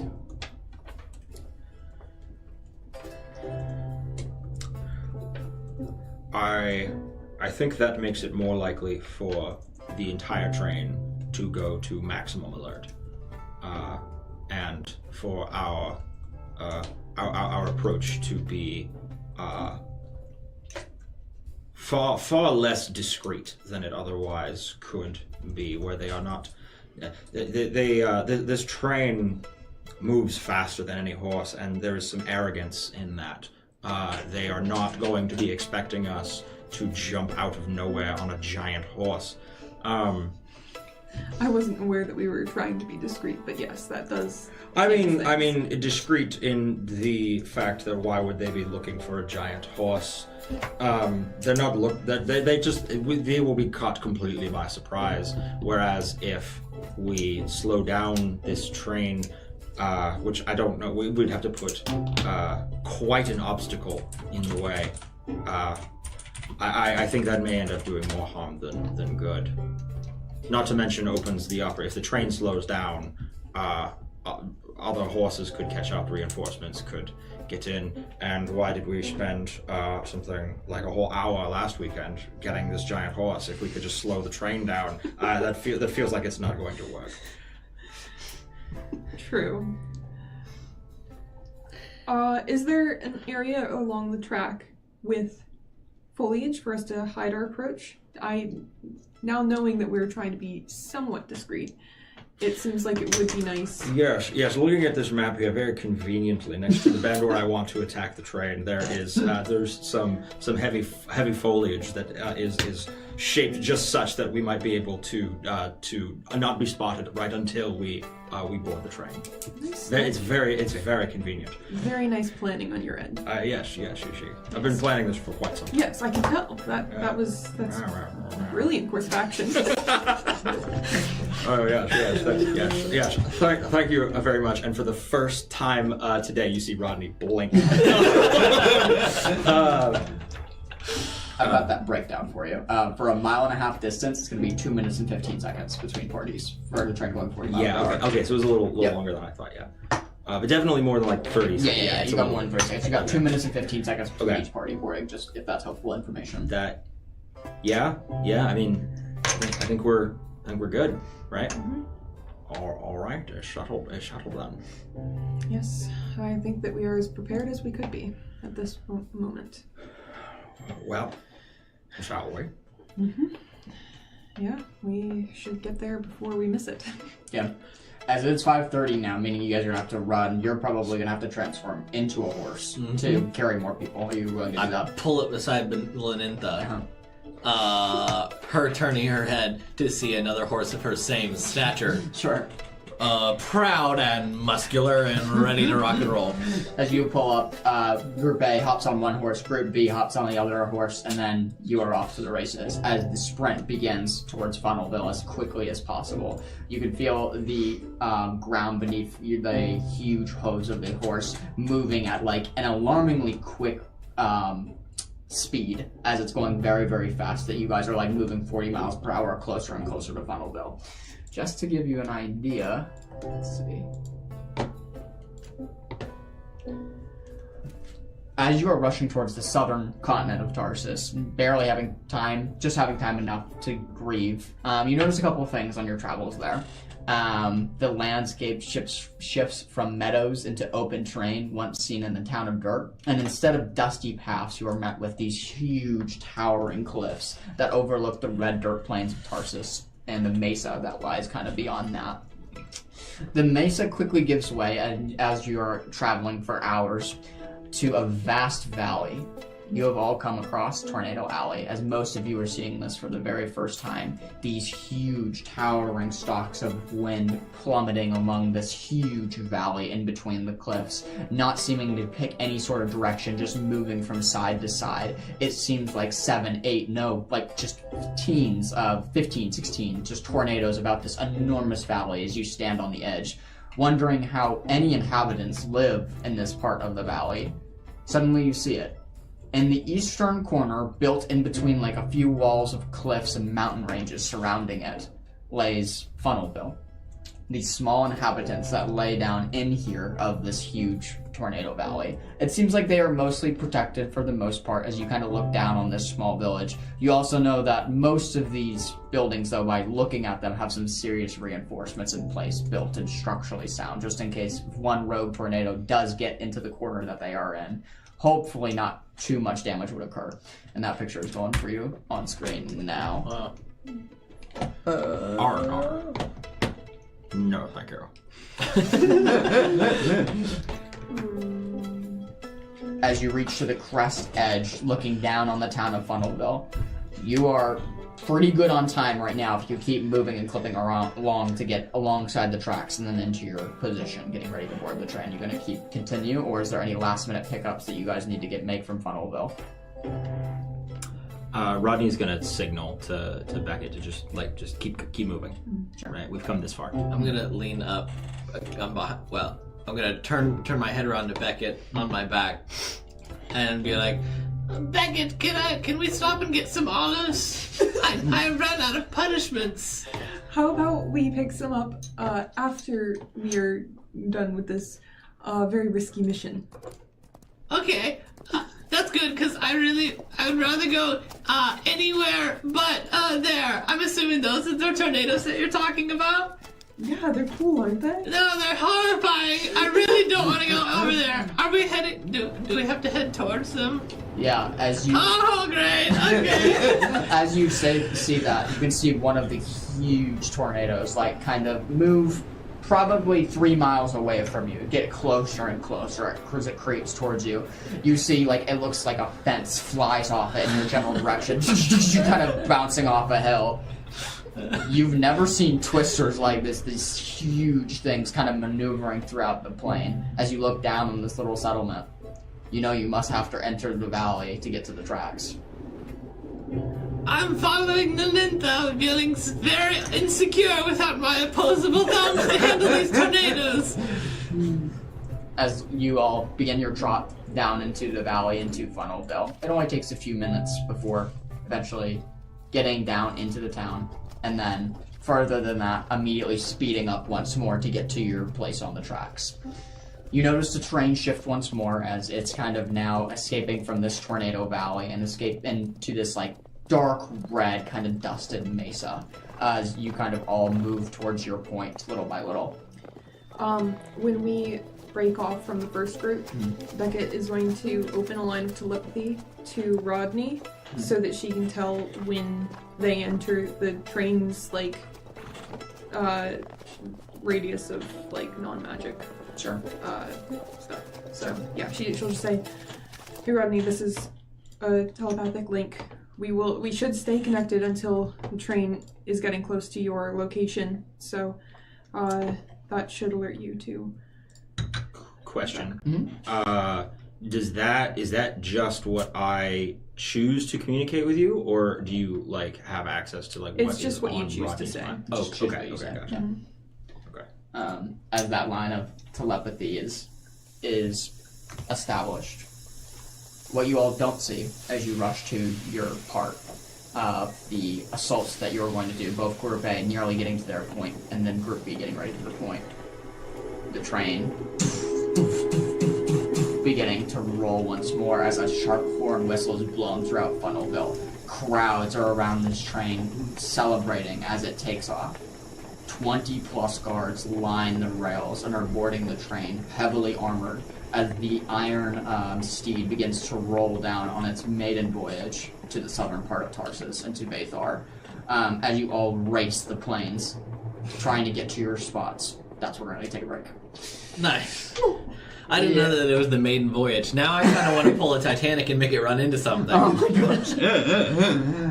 Oh man. It's not in the plan. That would have been. But we could drop Is there an some... iceberg in the desert? Yeah. I was thinking big trees, because there's some convenient foliage. Yes. If we cut the trees, they could fall on the tracks. Conveniently.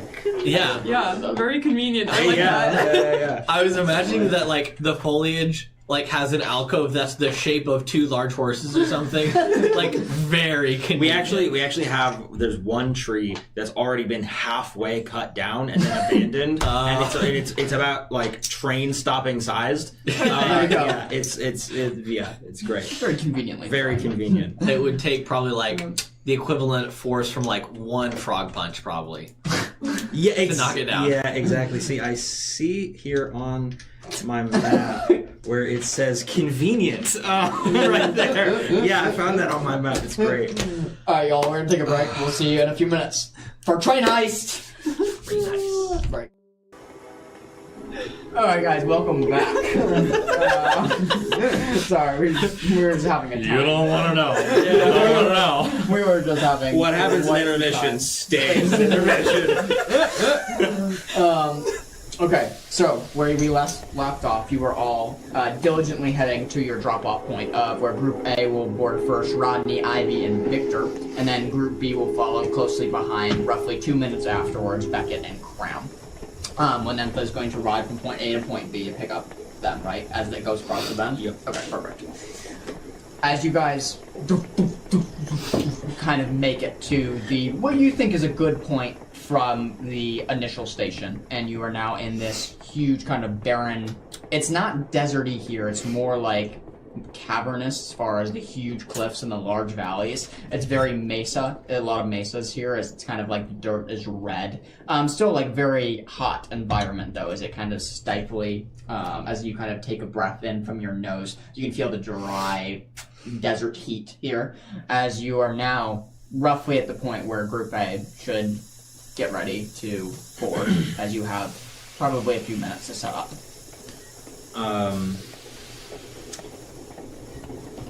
I'm going to kind of turn back over my shoulder to the two of you and say, everybody ready? Ivy will tie her hair in a ponytail and put her helmet on. Sure, absolutely. As you tie your hair in a ponytail, put your helmet on.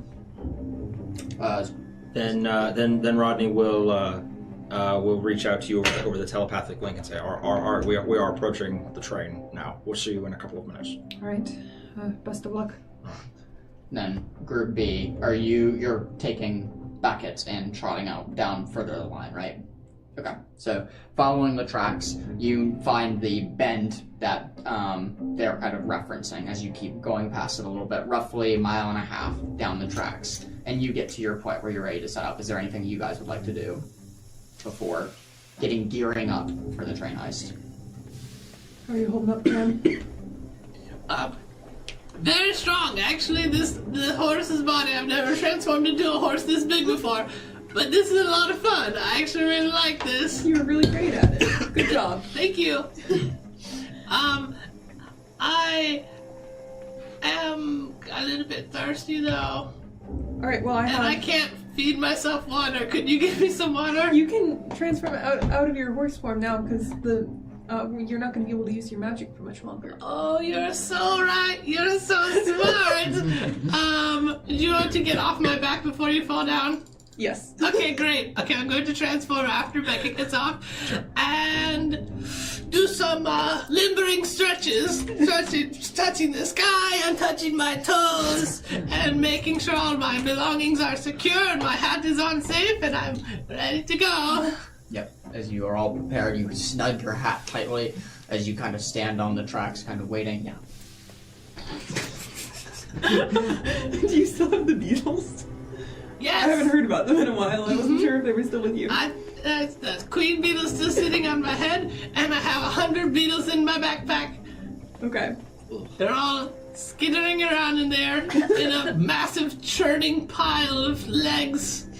Becca's trying to avoid looking at the squirming backpack. Yeah, and she will just like look over her gear, make sure that everything is ready. Sort of find a strategic advantage to watch for the horse and prepare. Sure, absolutely. I did want to say before we go, I think Rodney thinks I'm dumb. Rodney's not super polite all the time, so maybe you should just maybe you should tell him that sometime. Tell him that he's not polite? That he's not treating you like you're smart. But what if I'm not smart? No one has a right to treat anyone like they're dumb. Oh, where do you get that right from? You don't. I don't think that it's correct to treat anyone as though they are inferior in that way. But, well, if I am dumb, wouldn't it would be honest of him to treat me like I'm stupid? He could at least do it politely in that case. Politely treat me like I'm stupid? If you were, which you're not. Oh, okay. That's interesting. I would love to have you have a discussion with my dad because he said otherwise. I would love to have a conversation with your dad. You should introduce me sometime. He's very far away. Well, But when we go back to Earth or not, we could travel over. yeah. Oh, I miss my sister. Yeah, it sounds like you need a little family reunion, and I need to speak with your father. Yeah, you'd like him. He's very mean. I don't know how to take that. Oh, well, I didn't mean it offensively. Okay. I'd like to meet your father. Okay, yeah, we could probably do that. Okay, I'll tell Rodney that. I'll thank him for being honest, but tell him that I'm not dumb. So his actions don't align with what's true. Okay. I don't really see a reason to thank him for anything.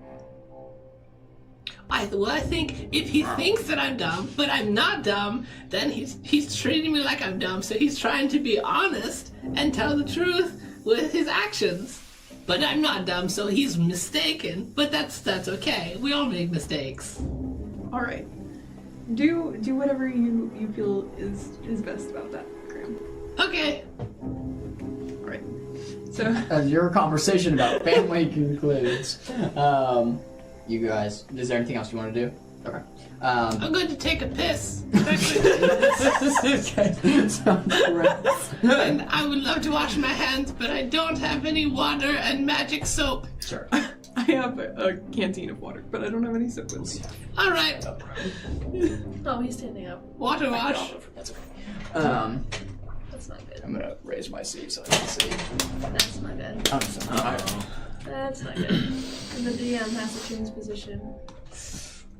As Group A, suddenly you hear the ground start to shake a little bit as you guys, Rodney specifically, Rodney and Victor, you feel the living essence of magic in your body deplete. Like almost like a slow drain as the ground starts to shake. You know it's coming. You know the train's on the way. Yeah. That would also mean that her human disguise drops. You're right. It would. You're right. I didn't forget about that. You're absolutely right. Conveniently, Yeah. you remember that. As quickly, Rodney, you've seen it once before, but you see Ivy quickly, the human disguise shifts and she turns into this stone statue gargoyle-like figure. Looks terrifying. No. What? I look just like myself, just stoned in case. Oh, okay. Sorry. Case in stone. You look horrifying and ugly. No, I'm not that kind of gargoyle. Okay, got you. Sorry, might be. I just have, I have one horn and then a little nub of a horn, and then I have the gargoyle wings, and then the half tail, like the end of the tail is just like crumbled off. And I saw this at camp, right, after the attack? Mm-hmm. Okay. Is it the only time I've seen that? Yes. Okay. Yeah, Rodney didn't ask questions about that during the attack, but he definitely did clock that. So he is not he is not shocked by it. He was expecting it, but does not understand that, and this filed that away to ask about later. Yeah. So are we closing in on the train? Yeah, as you look out towards kind of the skyline of where the suns are now kind of up in the sky, as it's now roughly 10 a.m., 11 a.m., as the time has traveled for you guys to get to your spot, as the train left sharply at 9 a.m. from Funnelville. You see this small speck growing ever so closely, bigger and bigger as you start to see the train start to emerge. A huge red engine car, like bright red, slowly kind of carrying 4 cars behind it, kind of rumbling towards you. You have about 10 seconds to prepare to, like, get ready as you kind of are all on Lanentha's back, getting ready to catch up or get ready for your jog to come along the train. Rodney is going to again say, "All right, kiddos, this is it. Follow me. Stay close." And is looking for like the I think there's a door on the side of the engine, correct? The engine, no. Every shipment car has a huge swinging door attached. Now the engine doesn't appear to have any sort of like door that you could board at the moment. There is like little metal steps that looks like there's a closable hatch that's been closed and sealed. So it looks like there once was a door that is like a pull in, like think like an airplane door. As they pull it in, it becomes one with the body of the plane. It looks like it's been sealed shut. However, there are rail doors along each car that are easily openable. Okay. What about the roof of the train, the edge of the roof? Is there like a railing there that I could potentially grab onto and climb on top of the train? Yeah, definitely. There is a railing kind of on the top parts of the like near roof segment that you could latch onto and then hurl yourself above. Of course, the whole train is covered. So out the engine is covered, and then the particular shipment cars are covered as well. But you definitely could latch on and grab onto the roof. Have we now pulled up along? Like, are we up alongside the train? Getting closer and closer as you quickly get alongside the train with Laventa kind of running at full pace as she's running as the huge train kind of goes past you. You're all galloping.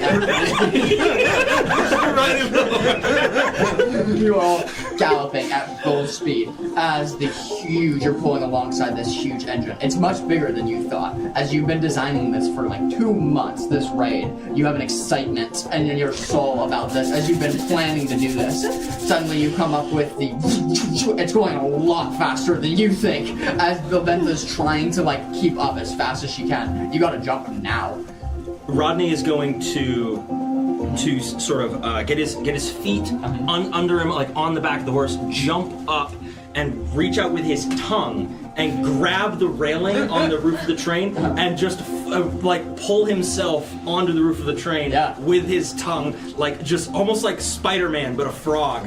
And just launch out and fly onto the roof of this train. Yeah, you can do that with your sticky tongue ability. Yeah. As you watch, you and Victor watch, Rodney, this huge tongue emerges from his mouth and hit like the roof of the train and wrap itself around the railing, and like a rock that's in a slingshot, thrown off the horse as he launches off, hitting the roof, kind of a little bit harsher than you would have liked, but still hitting the roof nevertheless. As you and Victor are still on Laventa trying to keep up, the second car has gone by now, as it's now the third and fourth car. Yeah, I'm jumping. Okay, sounds good. Are you jumping onto the rail car, one of the rail cars? Yeah. Okay, sounds good. Go ahead and make me an agility roll. I'm gonna say Victor's gonna jump alongside you too. So wait, we're spread out now? You are on the roof of the second, and they are jumping on the sides of the third. Alright. So a little bit, but nothing huge. Okay. It's like 75% of the train, but alright. What was your roll? Don't. No! Sorry. Oh, also, battle map is on screen for you guys. Okay. I am gonna put the tab on it. Alicia wasn't getting on my case, but I knew I had to have a really cool battle map. I built this all from hand, so this one's a really, really fun and depth one. So, It's one of my Good job. favorites. Yeah, Looks that's great. so cool. thank you. If you roll below 5, it's death. Okay. Okay, well, it's not that bad. While I take Alicia's roll, if everybody, meaning Wyatt, would you put your guy on top of like the second car where you think it would I be? am not. It's still the. Oh yeah, my bad. Hold on. There you go. Can you get it together? I'm sorry! I've been in jail and I still got a 2! Okay, what was your roll? I got a 12. You got a 12. As you leap off the horse. I'm still kind of a little heavy. As you leap off the horse, you have no problem getting yourself off the horse. Leventha, on the other hand, was not expecting this weight shift, as you are stone, meaning you are much heavier. As you latch on to the third car, as the door begins to kind of shutter open from, it looks like there's wheels on the top and the bottom, like it's a sliding door. As you grab the thing, it slowly starts to kind of start to open. As you are holding the rail, as it's slowly starting to open, you're just watching the ground go past you. Lenentha, from the weight disparity, kind of shifts her weight a little bit and begins to fall. Getting herself back up, she kind of like gets herself back up quickly, but now is greatly behind from the next party as she kind of tries to regain her speed once more. You both see this. It's going to be tight to see if Lenentha can make it to them in time, as this shift of weight might be the cause of them not being able to get on. As Victor jumps off onto the fourth car. Now you have you on the roof of the second, you on the door of the third, Victor on the door of the fourth. Am I on the second? Or am I on the second car or the? Sorry, yeah. When I say second car, you're on the second car. I'm just not including the engine as the one of the cars. So going from 1 to 5, if we were including the engine, you're on 3, and Alicia's on 4, and Victor's on 5. So okay. So did you guys get that of how I'm counting it off? So 1, 2, 3, 4, 5. Yep. So I'm on 3. I thought I was on the roof of the engine. No, you're on 3. Oh. I kept saying 2 because I just wasn't counting the engine. Sure. So, gotcha. I was trying to jump onto the engine. That's fine. All right, I'll be on. Gotcha. So as you're on the roof of the third, Ivy, you're on the roof of the fourth, or not the roof, the rail of the fourth, and then Victor is on the door of the fifth. Well, this just got terribly.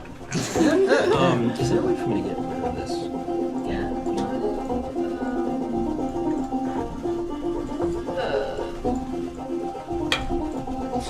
So, as you are all in your possessions, as you are all a little bit spread out, you do have time, do have time, Rodney, if you want to get your group together.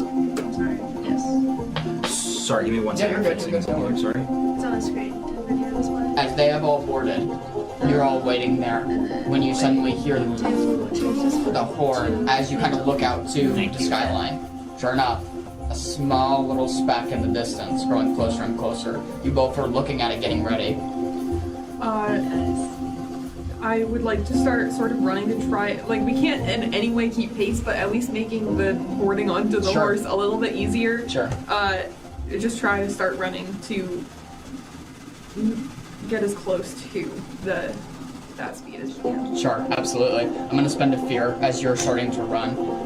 You hear a message come from Luna telepathically to you. I don't know if I'm going to make it. I'm trying. As she can hear as fast as she can to you.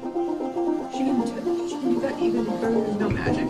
Is her magic different? Oh my gosh, I completely forgot. Thank you for reminding me. So no, there's no telepathic communication. I hear static in my brain. I completely forgot. Thank Nothing's you for reminding me. As there's no message that comes through because of the magical coil. You're all no. I appreciate you reminding me. There's no messages. You wait, and you do not see Lenentha on the skyline. With that, You wanted me to, Yeah. get everybody together? Okay. it's up to you. So, I'm just saying, like, if you want to, a moment of recomposure, because I know you were thinking of attacking from the back or the front or however you want to do that. You can, like, there's only a small little asphyxiation point between each car. It's not a far jump. Okay. So you can easily jump to the fourth or the fifth car. Can you describe to me what the top of the train looks like? Since I'm the only one on the top of the train. Right. Good question. So I'll do the descriptions for the cars and then the roof of the engine. The engine is this very bumpy, but there doesn't look to be any sort of trapdoor that goes into the top-down part of the engine room. Meaning the only way into the engine room would be through one of the cars. Now on every car, there looks to be a trapdoor that you can open and jump down into the car itself. Meaning there's an entryway from the top down. As far as that, it's just like a shielding of a train roof that is kind of pointed to keep liquid from running off the train. Okay. Yep. And Ivy is hanging off the side of car 4, and Victor's off the. Okay. Yes, that's correct. So what Rodney is going to do, he is going to move backwards to car 4. Okay. Got it. And he is going to kind of hanging on to that railing that's at the edge. He is going to look down at Ivy and blink, and then he is going to say, Well, come on then. And he's going to basically reach down with his tongue and grab your arm. He's going to reach down and your tongue, his tongue wraps around your arm, and he's going to start pulling you up with this slimy, sticky tongue that is pulling you up onto the roof of the train. I will ask for a strength roll for that one. Okay, that is like body size person. Yeah. Okay, so I don't mean like completely lifting her up, but assisting, right? As if he's giving her a hand up to climb up. What we'll do is let we'll me have do both of you roll. tongue up. Both of you roll. That's crazy. Both of you roll strength rolls for me. All right. As Victor has already started to like seemingly try to climb to the roof of the 5th to get all of you in one position. I got a 16 with fear. Okay, what'd you get? 15 with her. That's enough between the both of you. As you're helping her up with the tongue, and you are grappling on and trying to like find joints of the train that you can grab up. There's a little bit of slimy. You get up to the roof. However, you successfully make it up, meaning both of you are on the roof of the 4th. Victor has climbed up and now is on the roof of the 5th. Okay. Yep. Good job, Victor. Yeah, good job, Victor. Just doing that all by himself.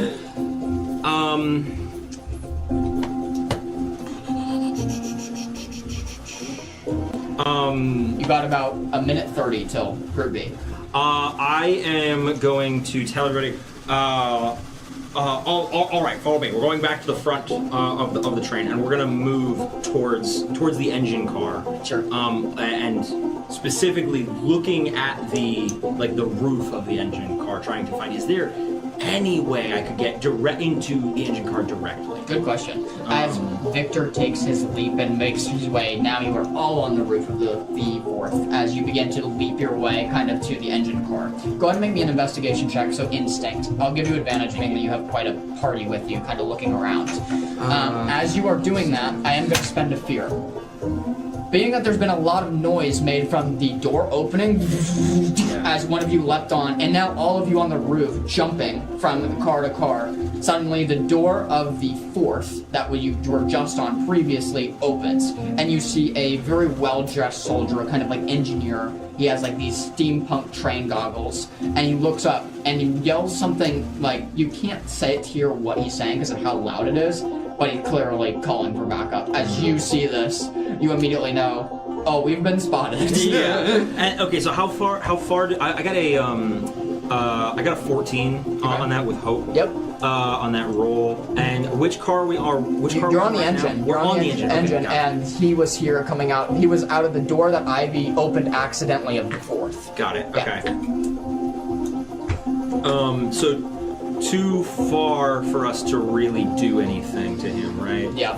And then to answer your roll, unfortunately, there is no top down into this engine room at all. The only way that it looks like you're going to be able to get in from the outside is that door, that compression door that is kind of latched into the way. Now, on the inside, you know from studying that there is a way in from the other cars because they're joined together. Okay. But that gap between the engine room and the other car is like this big, so you can see down and you can see the doorway, but there's no squeezing through unless you're going to transform into something, which even then. Got it. Okay. Yeah. Can I at this point, with my experience that we haven't has not been relevant yet today, my human stopwatch or rivet stopwatch, I suppose, a human stopwatch experience. How much time has passed? Great question. Between boarding the train and since we have boarded the train and right now. Yeah, that's a great question. So we were looking at 2 minutes and 15 seconds, and then I said I believe it was like a minute 45 left for you guys a few seconds ago. So 2 minutes 15 seconds, about 30 seconds. It's been about 30 seconds. Been about 30 seconds. Yeah. I can't see them yet, can Not I? at all. All right. I'm gonna say. All right, team. So what we're gonna have to do is we're gonna have to board we're gonna have to board in the first cargo car, the second car. We're gonna have to board there and then fight our way into the engine car from there. So But I think that we should set up and get ready for that, but wait until the rest of our party is here. And he like basically looks and asks you what you think of that. Unless you feel, like particularly daring. We are outnumbered, so I think it's best if we wait for everyone to come. Okay. Tree! As you hear Victor yell, you look kind of to the left and you see this huge tree limb. Just like a tree right next to the tracks. That the tree limb is like crouching really quickly. I need both of you to make me instinct rolls here. Okay. I spend up here to do so. Please do not get whacked off this train. I can tell just by your face. 8 with fear? 8 with That is better than you! Why are you looking at me like that? Because we're both gonna die. 8 with fear? What did Victor roll? Can he help? Victor, he's the one who saw it, so he had enough time Can to Victor help them down though? Maybe after they've taken the fall, we'll see. You gotta 10 with hope. 10 with hope's good. Ivy, as you have enough time to duck underneath the tree limb, Rodney, you see it too late. As you turn, it's right there. And as you begin to duck, it hits you in the face. As you feel yourself bounce down the roof. That's 11. Does 11 hit? 11 is my evasion. Well, me, you beat it. Sorry, dude. Okay. All right. As you are hit, you bounce from the first roof to the second roof to the third roof, catching yourself as you are now on the second car, so third segment on that door. That you've kind of fallen off the roof and caught yourself on that swinging door. So okay. Yep. So you're on that side right now. It takes 7 points of damage from hitting the branch and then hitting the roofs. You haven't been bounced off the train, luckily, but you are now holding on to the wall of the third segment. As you see this, as your friend just disappears, just kind of down the train. You guys. The meets it beats it is also for my damage thresholds, right? Yes, it is true. It is, right? I think it is. Yeah. Yeah, that's right. You guys. As you're seeing the kind of fog or smoke plummet from the dust that is being stirred up, slowly but surely, a little bit to the left of it, trying her hardest to keep up. You see the horse. It looks like the train is outpacing her by a lot right now, but she's trying her hardest. Yeah. We have a plan. We have a plan. But it has everything to do with how you drew this map. Okay. So it looks like there's a cliff that goes right up to the edge of the train. And we're on that cliff currently. Can we get there and try to jump down onto the train? I'll certainly allow that. As you kind of quickly see this cliff and seeing that you might be able to jump down, just a heads up, the distance from the top of the cliff to the train is going to be a 40-foot drop. But you can do it.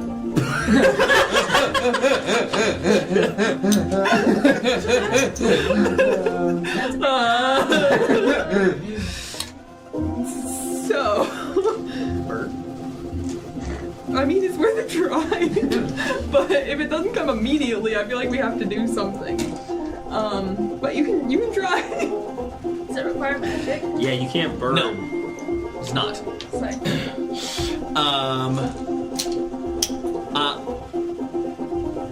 Okay, well, I'm sorry, was your question, does animal transformation no. do magic? Okay. If you'll allow it, I'm going to use natural familiar to call an animal, a physical animal that's around. Yeah, I'll definitely allow that.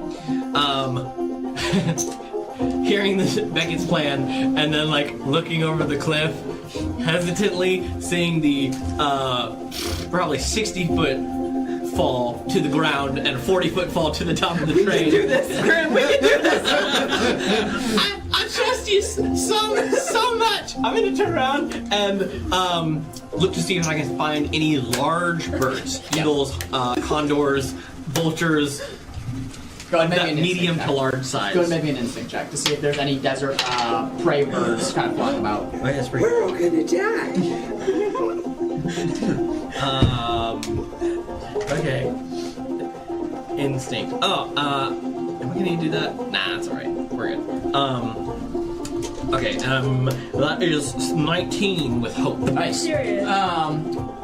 Kind of looking about the area that you're in, and are you already up on the cliff or moving up to the cliff? We're on the cliff. Oh, you're moving up to the cliff, got it, or on the cliff.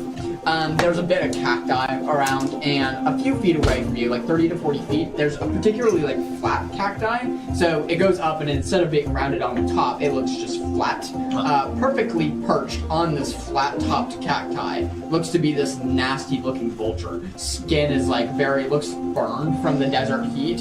Very scattered feathers as it sits there with its bald head.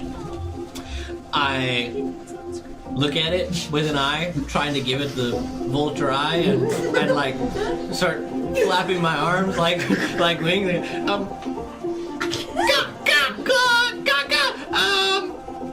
Do I grab his attention initially? Yeah, you definitely grab his attention. That's one way to word it. So that's one way to word it. Okay. So I'm using Natural Familiar to summon him to my side until my next rest. I can spend an additional hope for it to be one that flies, so I'm spending 2 hope for this. Yep. And I can communicate with them flawlessly. And normally I would be able to cast a stress to see through their eyes. That'd be magic, so none of that. Just Yep. calling and talking. Right. So I go.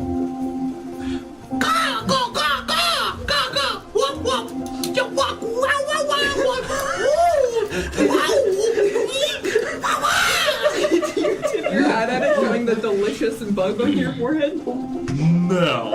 No, okay. The huge vulture kind of looks towards you, and to your surprise, seems to understand you pretty quickly as it begins kind of flying over and squawking next to you. I want food! Food for service!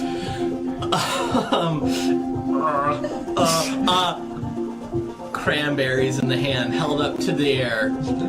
As you hold it up, the huge vulture comes and just with its very pointed, sharp beak starts eating it out of your hands. And as he is doing that, I'm giving him vulture commands.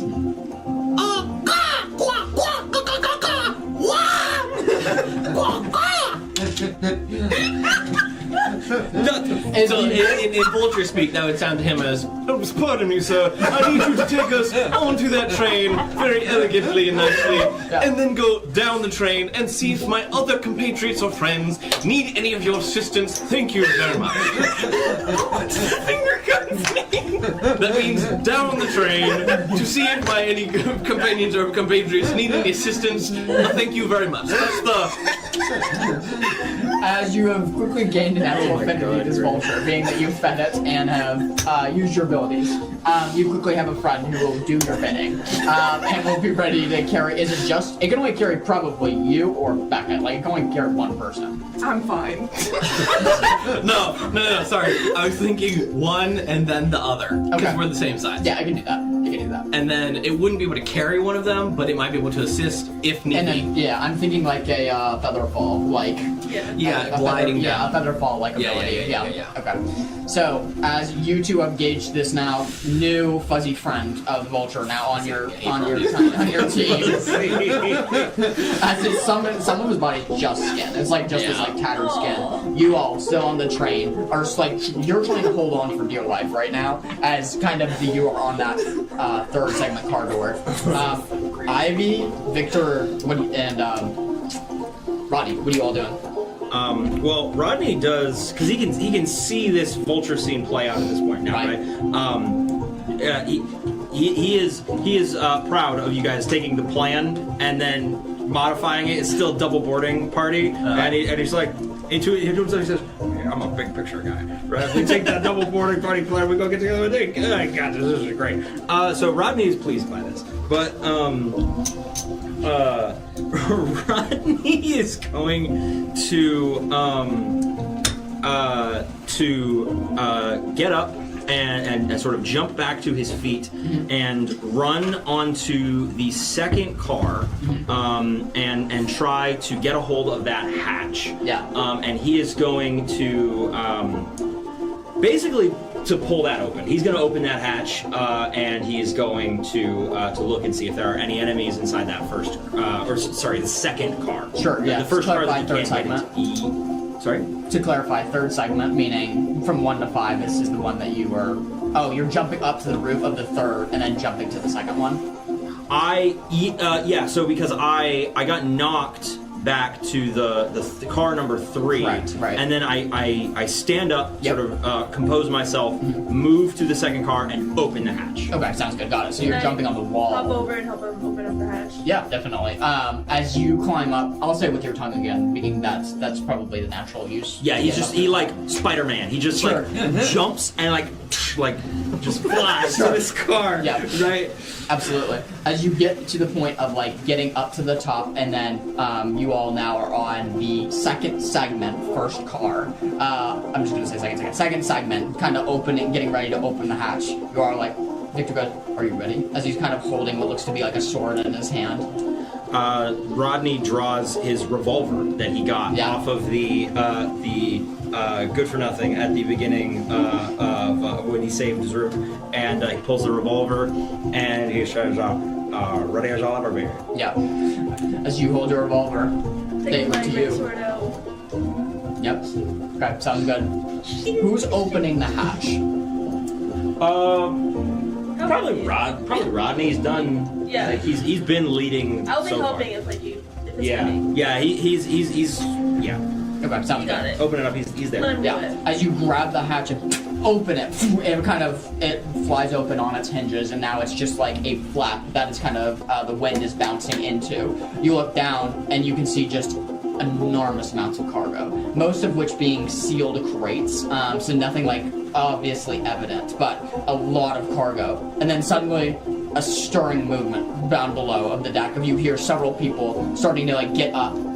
The hatch was just opened! As you look down, you kind of, using your big eyes, blink and look down. You see at least 3 guards in this car. When suddenly, a crossbow bolt flies out. You dodge just in time as the crossbow bolt flies out of the hatch. Looking back towards you guys, you now see in pretty full view the train and Lynetha trying to catch up. She might be able to do it. She's trying to use all of her power to try to catch up, but you are standing on the cliff with your bird ready to go. We'll go, right? Yeah, I'd say you go first. I got my whip ready if I need to back up to jump off the cliff. Okay.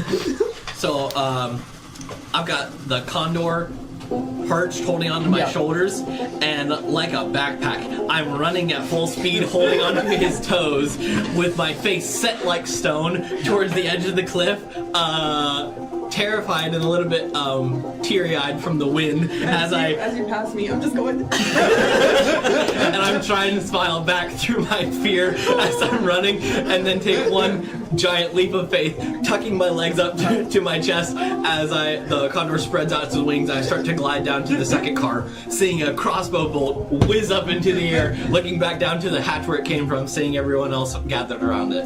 As you are holding onto the claws of the condor, kind of like perched up on your shoulders, go ahead and make me. Let's do an agility roll to try to feather fall down to the train. Oh, Okay. Please, can I assist if I yell, "You can do it, Graham"? Yeah, sure. it's in I feel like that's a stretch, but sure. Thank you. Verbal enhancement. Sure. Psychology. Validation and affirmation. Yeah. Scram does need that. Oh, that's very well good. He's not gonna get it. Rodney. That's okay. We're good. Good. Okay. Oh yeah. Okay. So we're at 24 with hope. Wow, where were you trying to land? Like on what segment? On the second segment with everyone else. Nearly perfectly. You all watch as you dodge this crossbow bolt, kind of leaning back. Suddenly, like an angel from above, the sunlight like hits this bird in a funny way, and you all look to see Cram just slowly like drifting down with this huge like vulture like spreading its wings out. As the vulture just lightly places him down, you all just kind of look and roll your eyes, being that how much trouble you had getting on the train, and he was just set down lightly from above with this huge bird. As the vulture flaps its wings once more, trying to get ready to get you on. Having my initial strike of fear leaving myself as I'm flying down, feeling so very safe. As I land, you see my toes elegantly my bare feet elegantly tap down onto the cold metal surface as I glide my hand out in front of me and stride towards you all, looking very placid as the vulture swings around and starts to book it back up to Beckett on the edge of the cliff. As the vulture starts booking it back towards you, we're gonna take a very, very short 2-minute break because my TV just shut down and I'm gonna fix it and be right back. Yeah. We'll be right back. Alright, and we're back. And we're back. We got a TV set up. Okay, so the vultures now come up and crest at the top of the cliff, getting ready for you to jump on. As the train has moved now past quite a bit, like the least that you're going to be able to get is maybe on the 4th or the 5th segment, because the train has been moving as soon as it's been flying up to the top of the cliff. But as you see the vulture kind of crest and get ready, you see then Lynetha just break away, and you can see that underneath you, she kind of looks up and looks around, looking for everybody, and then sees you at the top of the cliff. What do you do? Okay. She's gonna lock eyes with the vulture. Try to do what Cram is. She's gonna be like. Don't forget this part. Pointing down to Lynetha. Go ahead and make me an agility roll. That is definitely going to be with disadvantage. With disadvantage. Oh, come on. Such good RP. It was good RP. It was really good RP. That was beautiful. I think Really good. in my mind. Okay. Perfect imitation. The only reason you're getting disadvantage is he can speak to animals and you can't. And that's the only reason. But I've watched him do it so many Oh my times. god. So many times. I got a 6 with hope. 6 with hope. As the... I do have. Okay. I was planning to use this, so I don't know if this does anything for me. Okay. I have a whip I would like to use Indiana Jones style. No, latch onto, no, not the bird. I was gonna use it to latch onto the train, but I don't know if I can use it to help lasso myself across the cliff or something. I like your creativity. As the bird kind of picks you up from the shoulders and gets ready to using its kind of coast, were your instructions to try to get it on the back of the horse, like to drop off to Lynetha? Yes. As you get your lasso whip ready, getting ready to try to use it as an anchor, the bird picks you up and, a bit confused by your instructions at first, does an in-air circle as you're like trying to correct the bird as it flies like in a circle once before then making its dip, making it a little bit like off time. However, it does deliver you safely to Lynetha. As it lets go, you are now on the back of Lynetha. However, right when you get on the back, the horse starts picking up because you see the train. They are moving, and they're like 50, 60 feet out in front of you now. As Lynetha kind of picks up and tries to run as fast as she can. You all quickly see Beckett on Lynetha slowly drifting into the prairie. I will, in some attempt to revive this horse's energy, I'm just gonna dump the rest of my canteen of water over it to cool it off. I'm gonna be like, just go, like, hurry up. Horsepower's overheating. It's got the carburetor down. Cool it down. As you take the water canteen and dump it on the horse like a car part that has been overheated. Mad Max car. Lynetha appreciates the sentiment and tries to begin to run faster. Go ahead and make me a knowledge roll here. As you are running on the back, you are all sitting at the second segment, kind of seeing Beckett disappear into the dust. Can I use an experience with this? What would your experience be? Water dumping. Falling off.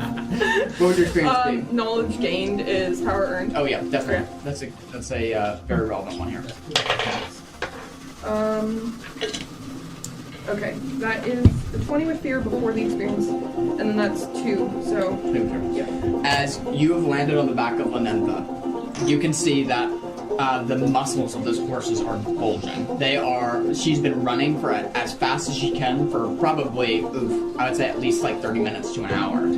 As fast as possible. She is gassed. A quick connection is made in your mind. If the horse is gassed, the horse is probably stressed, and a lot of the physical fatigue is a form of stress. If there was a way to alleviate some of that stress, she might be able to pick up to a better speed. Magic! Oh, wait! I gotta massage the horse as it's running. For the horse needs a foot rub. Okay. Braid her hair. Oh boy. Alleviate the stress without magic. That was strong. Without magic. Oh. Why you don't have a magical character? Alright, next heist we're gonna have a coil that would disables healing physical this combat. horse heal stress? You can only use magic. Would and you have to healing this sit horse limp heal on the stress? ground. Like, if you use a spell on it, No, like a potion. you could certainly try. You could certainly try. It might. I don't want to use up my potion. I think the music's getting to you. Okay. Hey, howdy, hey, this is a bad situation. Oh no. This is a healing potion or stress? Would a healing potion work? I can't tell you it's going to work. Why not? but Okay. You could certainly try. I made a jar. Use my jar. Yeah, give it to No, improved whip. Is that like Uber dice? Get a move on! So you made health potions that have the dice value of each one. I want to try that now, but That's great. I feel like I should use the potion. I have a jar. I have a jar. Alright, I'm just gonna try to force this potion down the horse's gullet. Okay. It's a 4! It's a 4? Hey, that's a lot. 4? That's a lot. I almost high-fived you with this in my hand. Okay. Don't make my jar! As you are trying to bend forward onto the neck of the horse as it's running at full speed, you take the little health potion, uncork it, and like try to reach down like to its mouth to like as far as you can reach. Go ahead and make me a finesse roll to try to control your balance as one hand is on the saddle, the other hand is trying to get in front of the horse's face. Finesse. Go ahead and make me a finesse roll to try to Why finesse? because finesse is control. No, I mean I know, but You can do it. I mean it's a 10 with hope. You beat it, you beat it. As you are reaching down, the Lanentha gets enough licks of the healing potion, you feel her speed recharge as suddenly the horse picks up from about 30, 35 back to 40, maybe 41, 42, as it's going as fast as it can. The health potion has worked.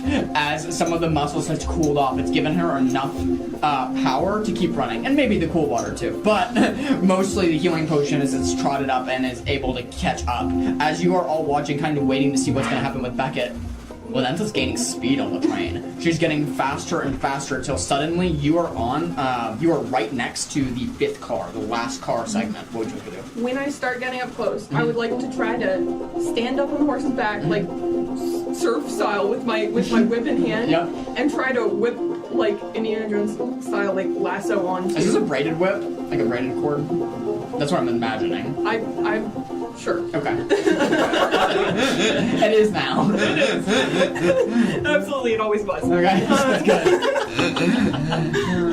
And she'll like lasso onto the railing, and then try to like leap on and get hold of the car. As you pull up your braided whip and you are now standing like a surf style on the horse, you all look towards that direction. You realize she's about to try to grapple her way onto the last car.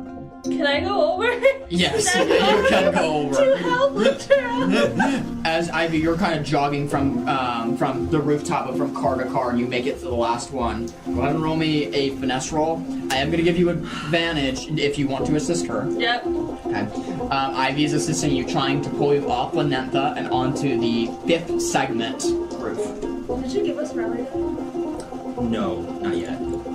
Can I also... What is one assist per roll, right? No, you can actually assist too if you're over there, but you just take the highest one, but you also have to spend a hope. I know. Yeah, no worries. What'd you get? I crit! That was so I don't even need the help. Would you like to describe how this looks like as you are about to pull an Indiana Jones style maneuver? Okay, so she is like standing up on this horse's back, holding onto the mane with one hand, holding onto her whip with the other, and she's like wheeling it around and getting ready to whip on. And when she does, she like lassos it on and is able to sort of like swing to take hold and like very fluidly attach to the car and sort of salute the horse goodbye. As you exactly as described, as you swing your way off the horse and onto, barely needing Ivy's help, you just gotta stand there and like what just happened? As you sling yourself onto the 5th segment, you give a salute as Lynantha immediately begins to start to slow down. As you can see the huge puffs of air being taken from Lynantha as she starts breathing heavily and slowly starts to slow down. With that, you are now on the roof of the 5th car. Congratulations. We made it. Yes. So with that, Rodney would like if Rodney can do some stuff. Of course. Rodney would like to say, glad you made it, you two. Now, kiddos, we're here to rob a train and chew bubblegum. And I'm all out of bubblegum. And with that, he's going to give you guys rally. So everybody take a d6 rally dice, and he would like to take a shot at the guard inside the train. Absolutely. A shot at him Absolutely. with his revolver. Go ahead and roll for attack, my friend. I was thinking, like, you're breaking out the whiskey now. I did too. I was like, oh, okay. If he had whiskey, this is when he would be doing the shot. Yes. Which of the train cars was Rodney going to try? Like, did he have his Yes. So object in? yes, The third.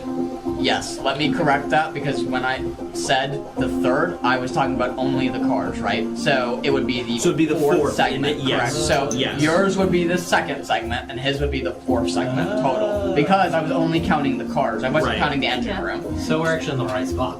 You guys are, yeah, you guys are in the right spot, correct? Okay. For your He's artifact, right? And Are this we- is the only, Are we going to from the what you guys have scouted, this is the other only car? train car that has a hatch. They right? all have one.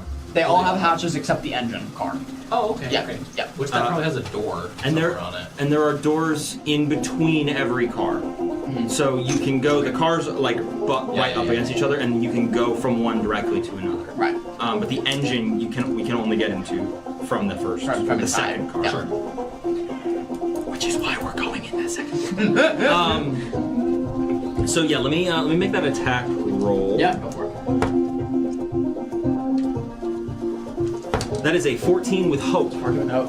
That's a hit, my friend. Go ahead and roll for damage. All right.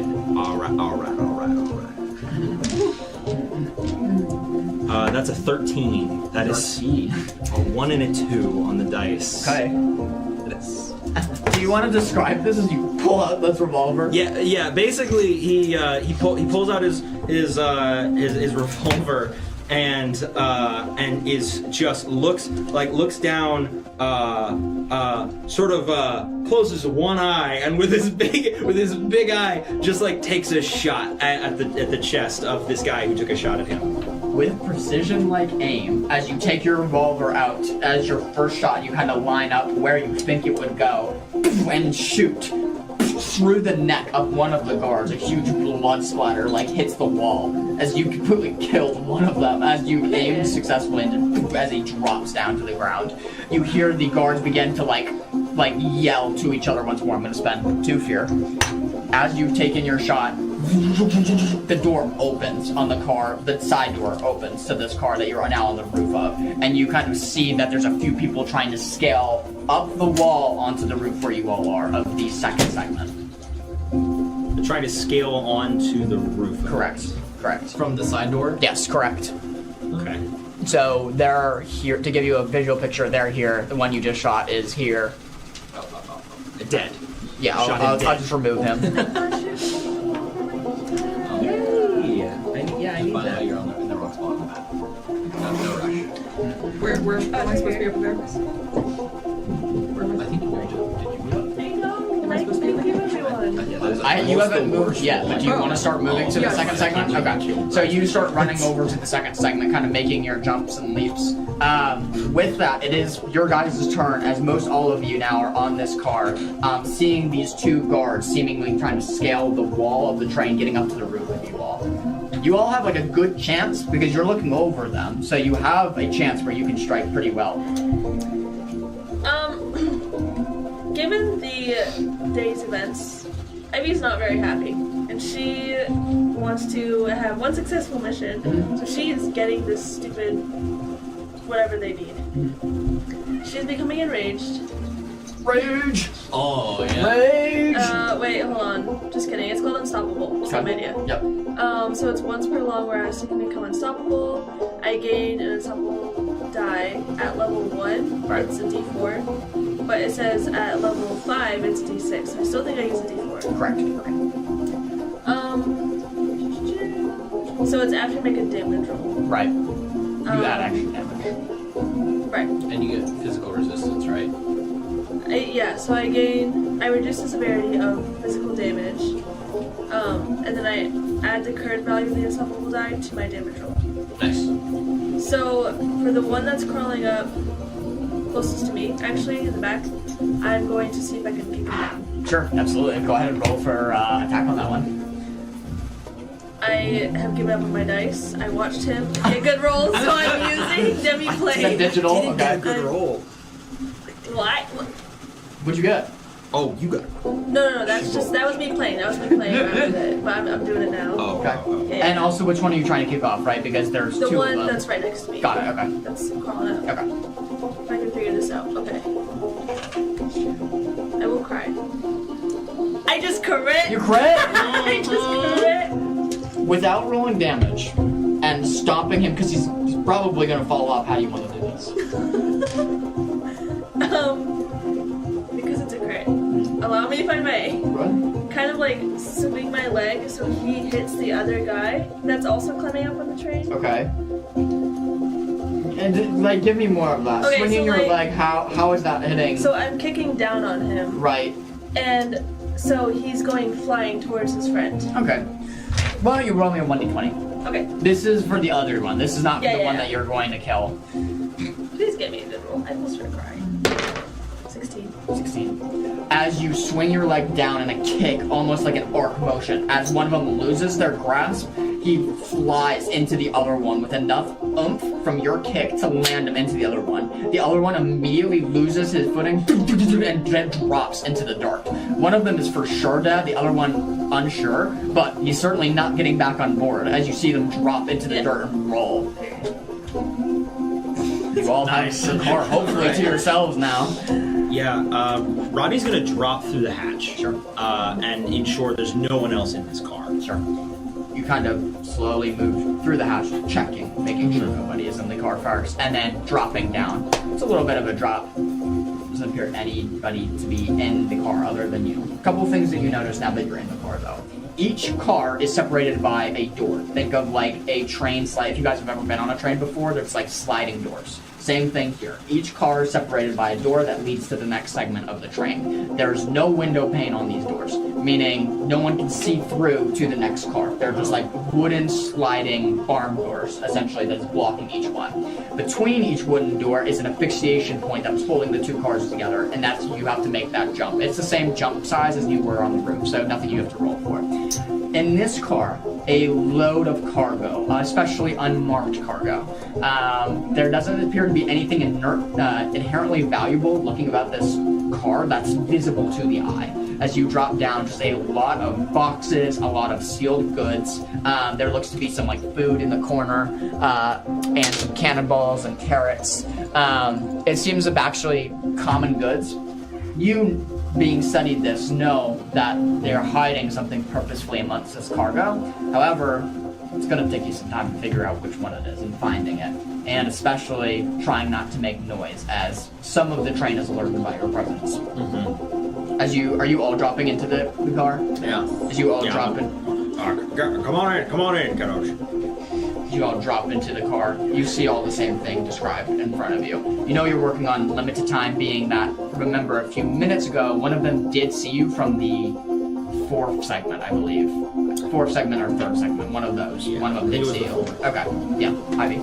I will be standing by the door that connects to the third car. Yep, you got it. Just so in case anyone comes through, I can alert them. Sure. Be ready. How are you barricading it? Just, Standing there. are you like holding the door? Like, are you putting Yeah, in I something can- in between the handle? Like, how are you holding it so that nobody barges through? I can hold the door shut. Okay. And I'm like, there's a window on the door, right? No windows. No windows, yep. I'm just holding the door shut. Can I, before I drop in, call to the Condor and try to signal him to wait in between on the top of car 2, looking down into the gap between car 2 and car 3 to squawk if anyone tries to enter from 3 to 2. Sure. Being that he's very, very far away at this point in time, go ahead and make me a roll here. Which is, we're gonna go instinct to see if he's still in the immediate vicinity, to see if you can call to him to do this. Because you're moving on a 40-mile-per-hour object, it's going pretty quickly. Yeah. Should have used birds instead of horses. Next time, Zrook and I will do better. 15 with fear. 15 with fear. As you look about the area, unfortunately, he looks like he's just too far away. As your signal goes out, and it.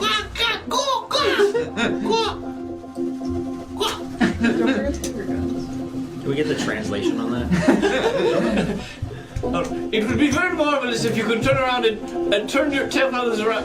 Where are you going? Come back. Never mind. I'm going in the hole. Goodbye. Good riddance forever. Goodbye. As I jump into the. Thank you. As you jump into the car, just to clarify, is everybody now in segment 2, like inside of the car? Yeah. Cool. Okay. As you are all standing there, you see the multiple crates about you. There doesn't look to be a stone tablet anywhere, but if there is, it's going to be buried. Is there anything pocket-sized? Good question. Go ahead and roll me an instinct check.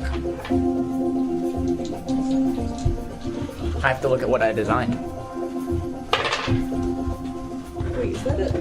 Wait, that's another crit. Wow. Is that a crit? That's another crit. Wow. Last time I was a 6, now it's a 9. You guys, the camera gets to see me in 0.5. Thank you. You... Yes, there is Annabelle or Beckett. There's...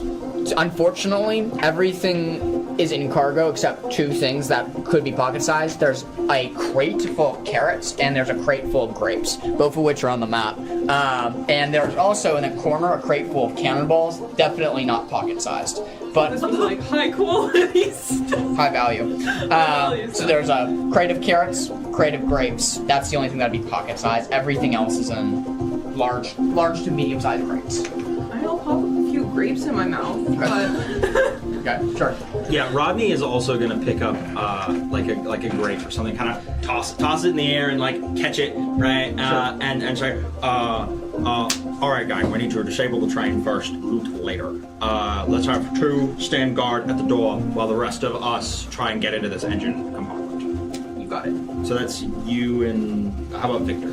Yeah. Stay at the door. Yeah, you while got it. the 3 of us are trying to push into this engine compartment. You got it. Is the door locked?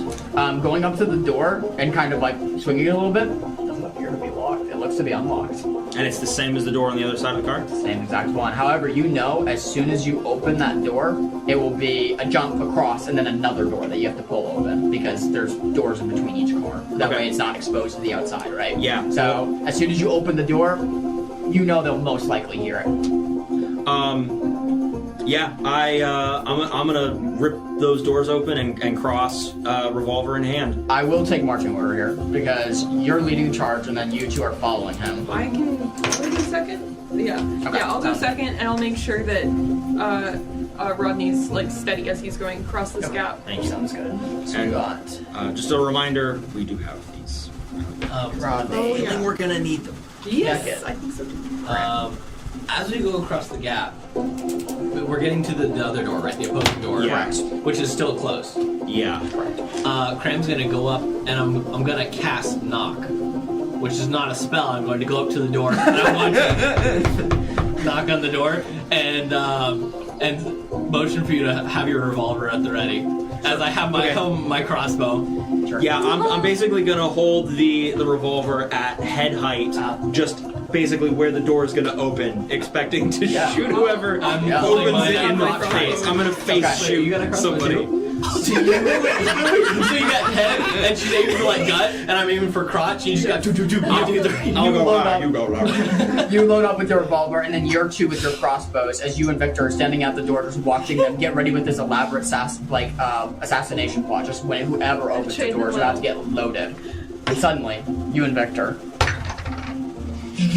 the door across from your door has been opened, meaning someone's about to make the jump. As you look towards, Which door? it would be the door of the third segment. I'm So holding that one shut. no. There's a door. Oh, on the other side. Correct. So you're holding the door. So there's two doors, right? Yeah, You're holding yeah. this one. This one was just open. Yeah, okay. So He you can know come in. someone's about to jump. So you just heard this as all of them are setting up, meaning you're about to be in a fight and a problem. Okay. As you are all by your door, you hear footsteps open and then someone just opened the door normally, and then the eyes go big. I'm guessing all of you are unleashing at the same time. And you just see the big frog eyes just staring there like, hello. And he fires. He point blank, he shoots this guy. This Who is an opens the instant door? crit from all three of you. as they didn't know you were there. So there's two people in the engine room, and both of them are gonna die from this. I'll let all of you describe how you guys are gonna kill them. It's a group effort here. That's insane. Yeah, pretty much. I think that as the door pulls open, as the door starts to open, and he sees the look of realization on this face of this guard, he just hello, and he just takes he just shoots him dead in the head, and then he kicks the door the rest of the way open for the two of you to light up whatever is left in there. It looks to be like the head captain or conductor as he's like manning the controls and seeing the soldier just dead. It's a free shot for both of you. Poor guy. I think that Beckett would just aim for the head as well. She's just going for it. Sure. With ease. Hits him in the head. Where do you aim for? So he's dead, right? Yeah. He just got shot in the head. Graham holding his hand crossbow tentatively, which would be probably medium sized for him, is also aiming at the second guy and goes, "Howdy!" You get this. Try this on for size! And I pull the trigger as it pushes me back a little bit, and it shoots. As he gets shot in the head, it goes straight for his other eye and misses out the window, breaking a hole. As Graham gets jolted back from this little launch from the crossbow, I'm gonna grab his collar so you don't tumble out of the train as we're in the doorway right here. Yeah, that's nice of you. You grab him as he kind of gets that aftershock from the crossbow. As you guys are now in the engine room, the two guards are completely dead. Ivy and Victor. You on your door as you're both trying to hold it shut. These guys don't know that you're trying, like someone's at the door. Are you yelling to them to let them know? How many voices can I hear? At least two, if not more. Can I pick the door open enough to slide my sword through? Yeah, I mean, it's gonna be, you can't see where you're swinging, right? Because That's okay. Okay. As you open it just enough to get the blade through, you're kind of swinging. Go ahead and roll me a 1d20. You're just aimlessly swinging. No, I'm just like stabbing. Like I'm opening the door enough to just kind of like. Oh, okay. I got you. That makes more sense. Yeah, go ahead and roll me a 1d20 to see if you can catch Please don't fail me. I will. any passerbyers or soldiers. 16.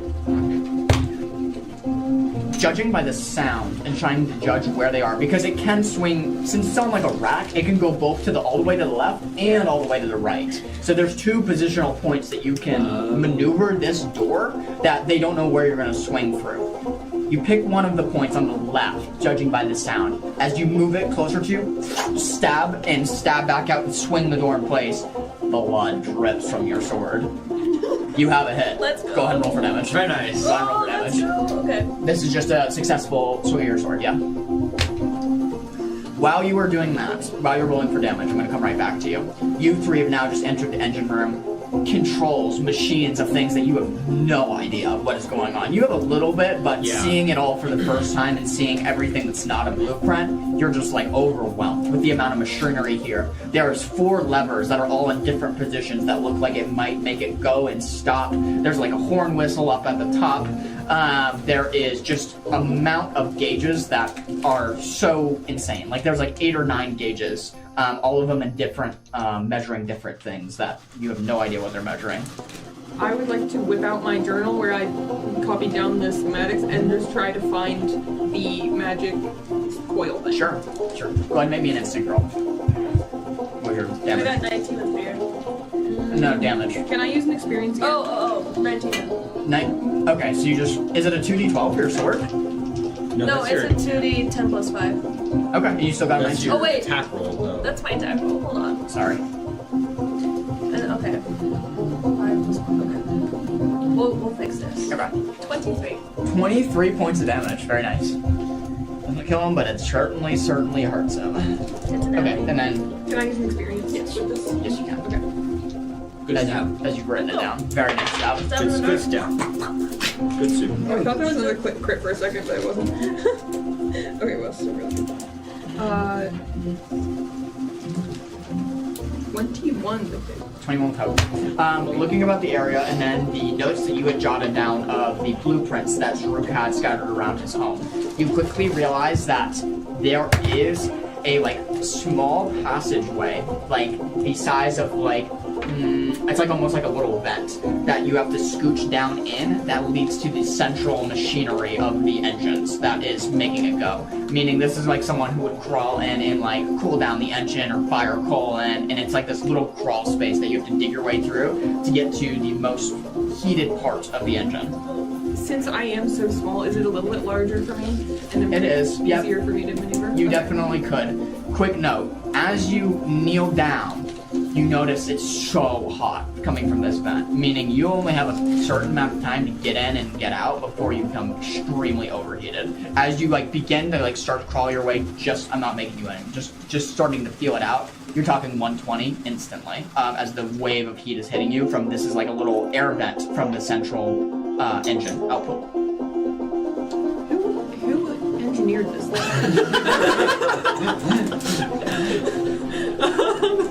Okay. So guys, Are you really telling me we have to go down a trench and attack this through an exhaust vent? You made a magical Death Star. coil. The magical coil is through the vent. Yes.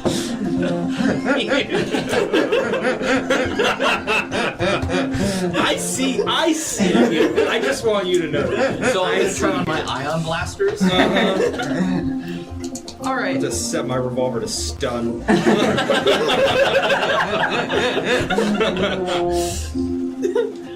All right, folks. So I turn to two of you. Mm-hmm. You're the only ones in this. Yeah. Okay.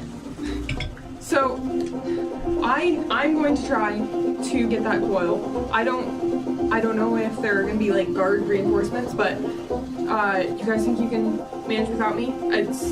I'll try to be as fast as possible. It's super hot in there, so I'm gonna try to get out quick. Yeah, do whatever you have to do to disable the magic, the anti-magic field. If you need help, call. We'll come back. I don't think that multiple people can fit in there, but yeah, thank you. Okay. Well, if you need anything, call us. I think I see a little bit of stabbing happening in the other car. I'm gonna go take a look at that. I'm gonna go participate in some good old stabbing, and I'll take Cram or presumably, yeah. I'll motion for you to follow me and go into the other car. If we move to the second car, Yep. will we still be able to hear her if she calls for help? Not down if she was in the general area that you are standing in of the engine, but when she's in that vent, no. All right, I'm staying in the front Okay. to listen for you if you need help. I appreciate it. So you're staying there. As you move towards you, I'm going to spend a fear. As you are holding the door steadily, they're going to try something similarly. As something just happened to you, suddenly, fing, a sword is jabbed through the door. As you did not expect it, you thought they were going to go after a gap. They went straight through the door. Straight through the door. Okay. That's a 14 to hit. You and Victor. There are the crates that could act as, That's a 14 to hit you and Victor. Yeah. Okay, sounds good. Well, good, thank you.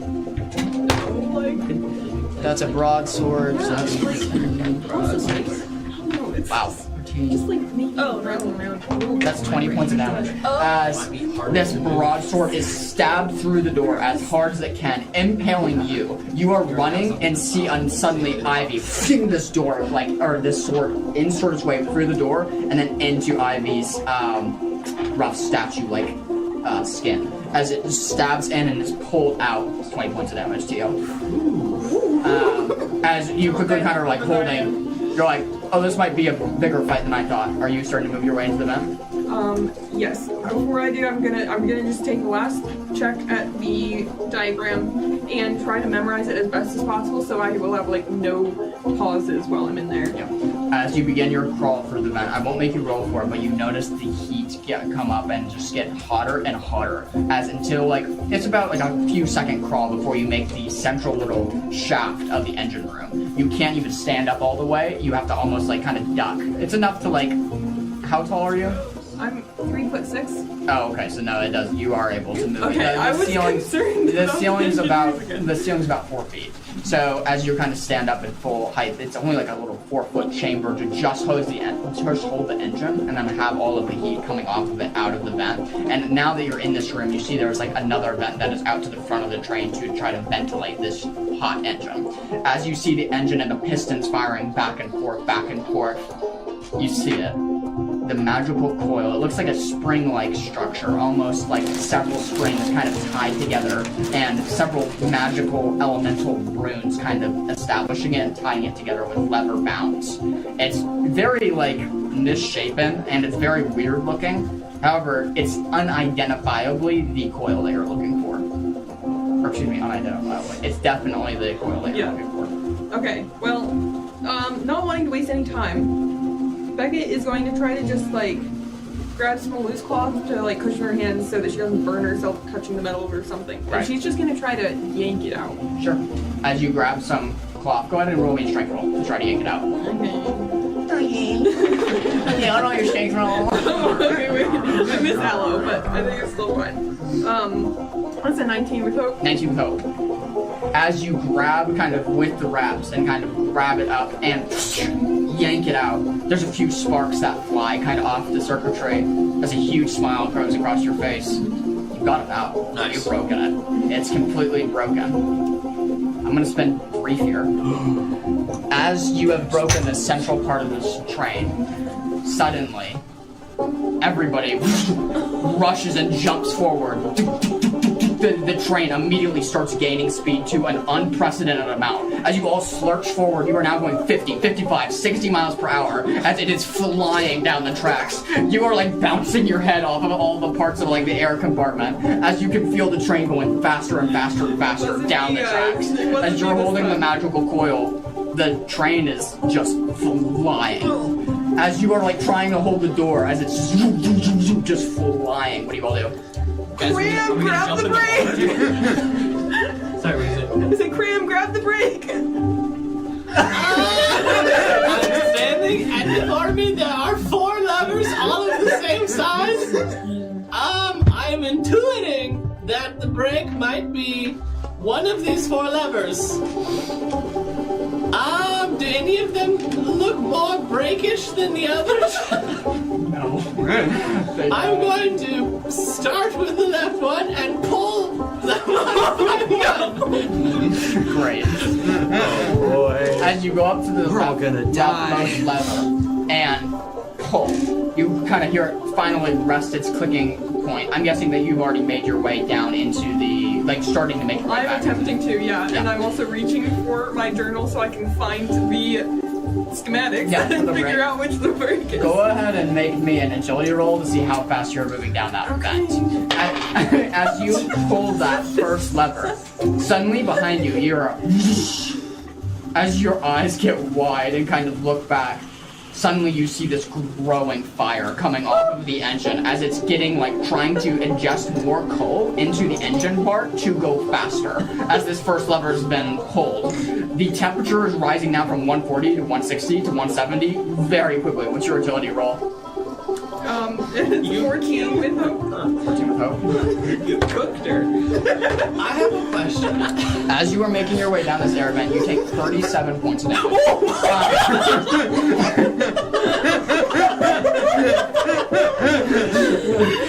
As the heat is starting to blister and burn your skin, and a lot of this metal part is you're crawling through, just like yelling in pain as blisters are starting to form on your arm. You're now at the second lever.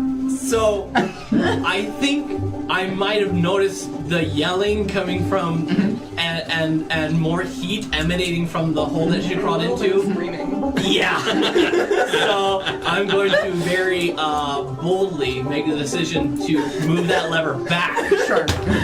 As you move the lever back, it does start to cool down a little bit, but the damage is definitely irreversible. You still are burned from it. As you are crawling as fast as you can out of the vent and now into the central plaza. Back to you. Suddenly another, this time a huge warhammer smashes and breaks part of the door open. Not hitting anybody near you, not you or Victor. Suddenly you can see there's just an enormous hole that you're trying to hold, and now there's a broken corner-sized hole between you and the guards. You're looking at the corner hole, there's 4 or 5 guards sitting there at the other door just banging their way through. You only have now minutes to seconds to try to hold this door. Bless you. I have a question. Go for it. So, with the coil being removed from the engine, have we felt the return of our magic powers? That is an amazing question that I completely forgot. Yeah. As soon as the coil was ripped, a growth back in each of your senses as your magical abilities have returned. All right. I was expecting to have to thank you chuck for it off reminding me. I was expecting to have to chuck it off the train. As it has been, it's just been broken now. As it's not fixed anymore to anything, it's just Okay. kind of sparks are flying off of it. Okay. It's completely broken, so it's inhibited. So all of your magical abilities are now back. I feeling that Magical return. abilities are back. Yes. Yes. Feeling that power return. Rodney is immediately going to say,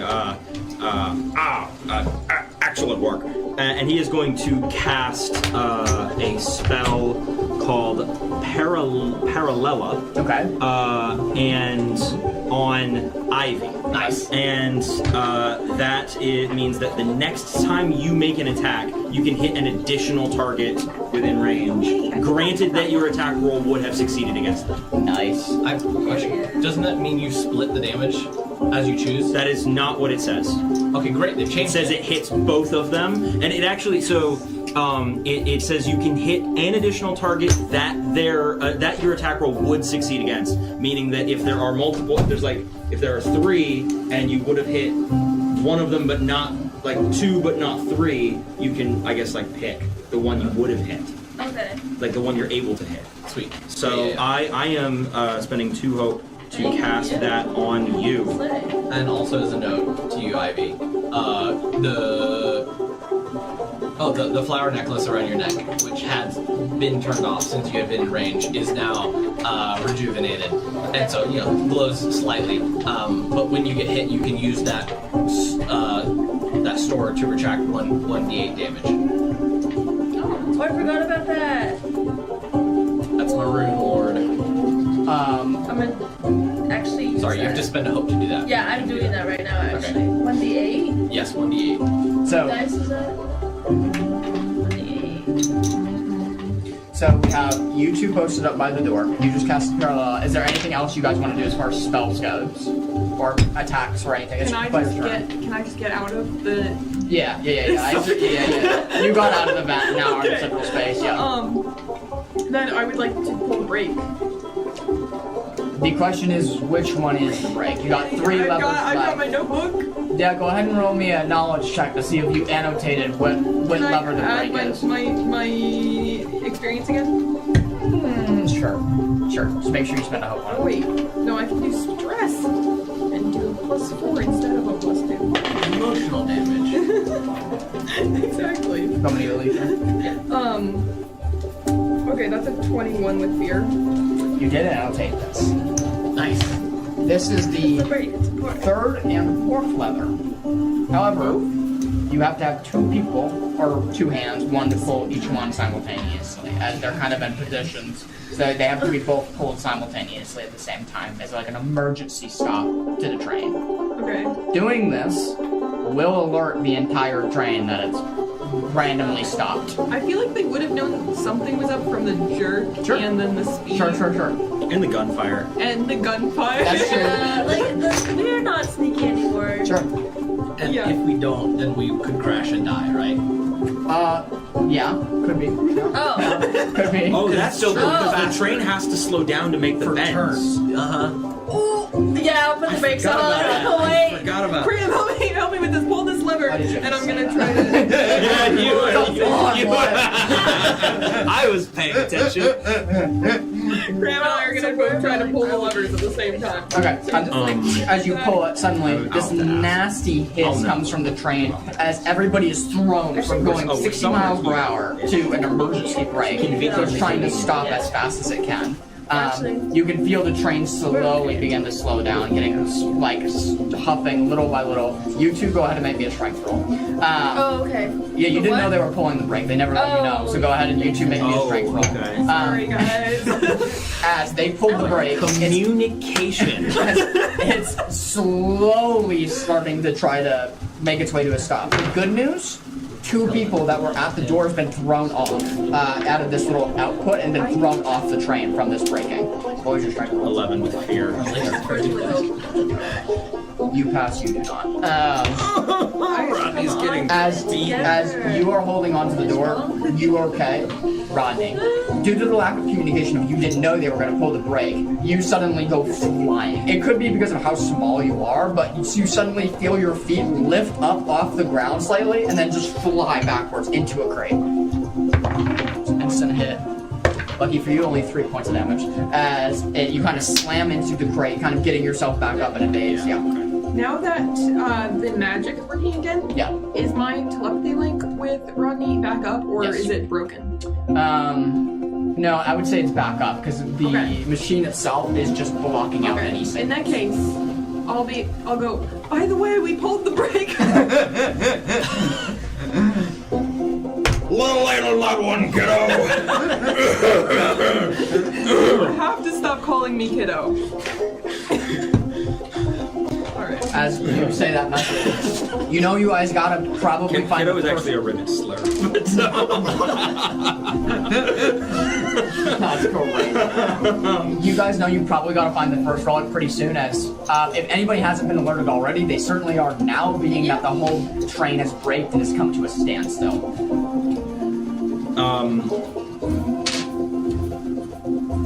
Yeah, go for it. Me? Yeah, go ahead. Yeah, no, go ahead. Okay. Sorry, did I interrupt you? Okay. So with the door situation, Yeah. I'm going to. What is next to me?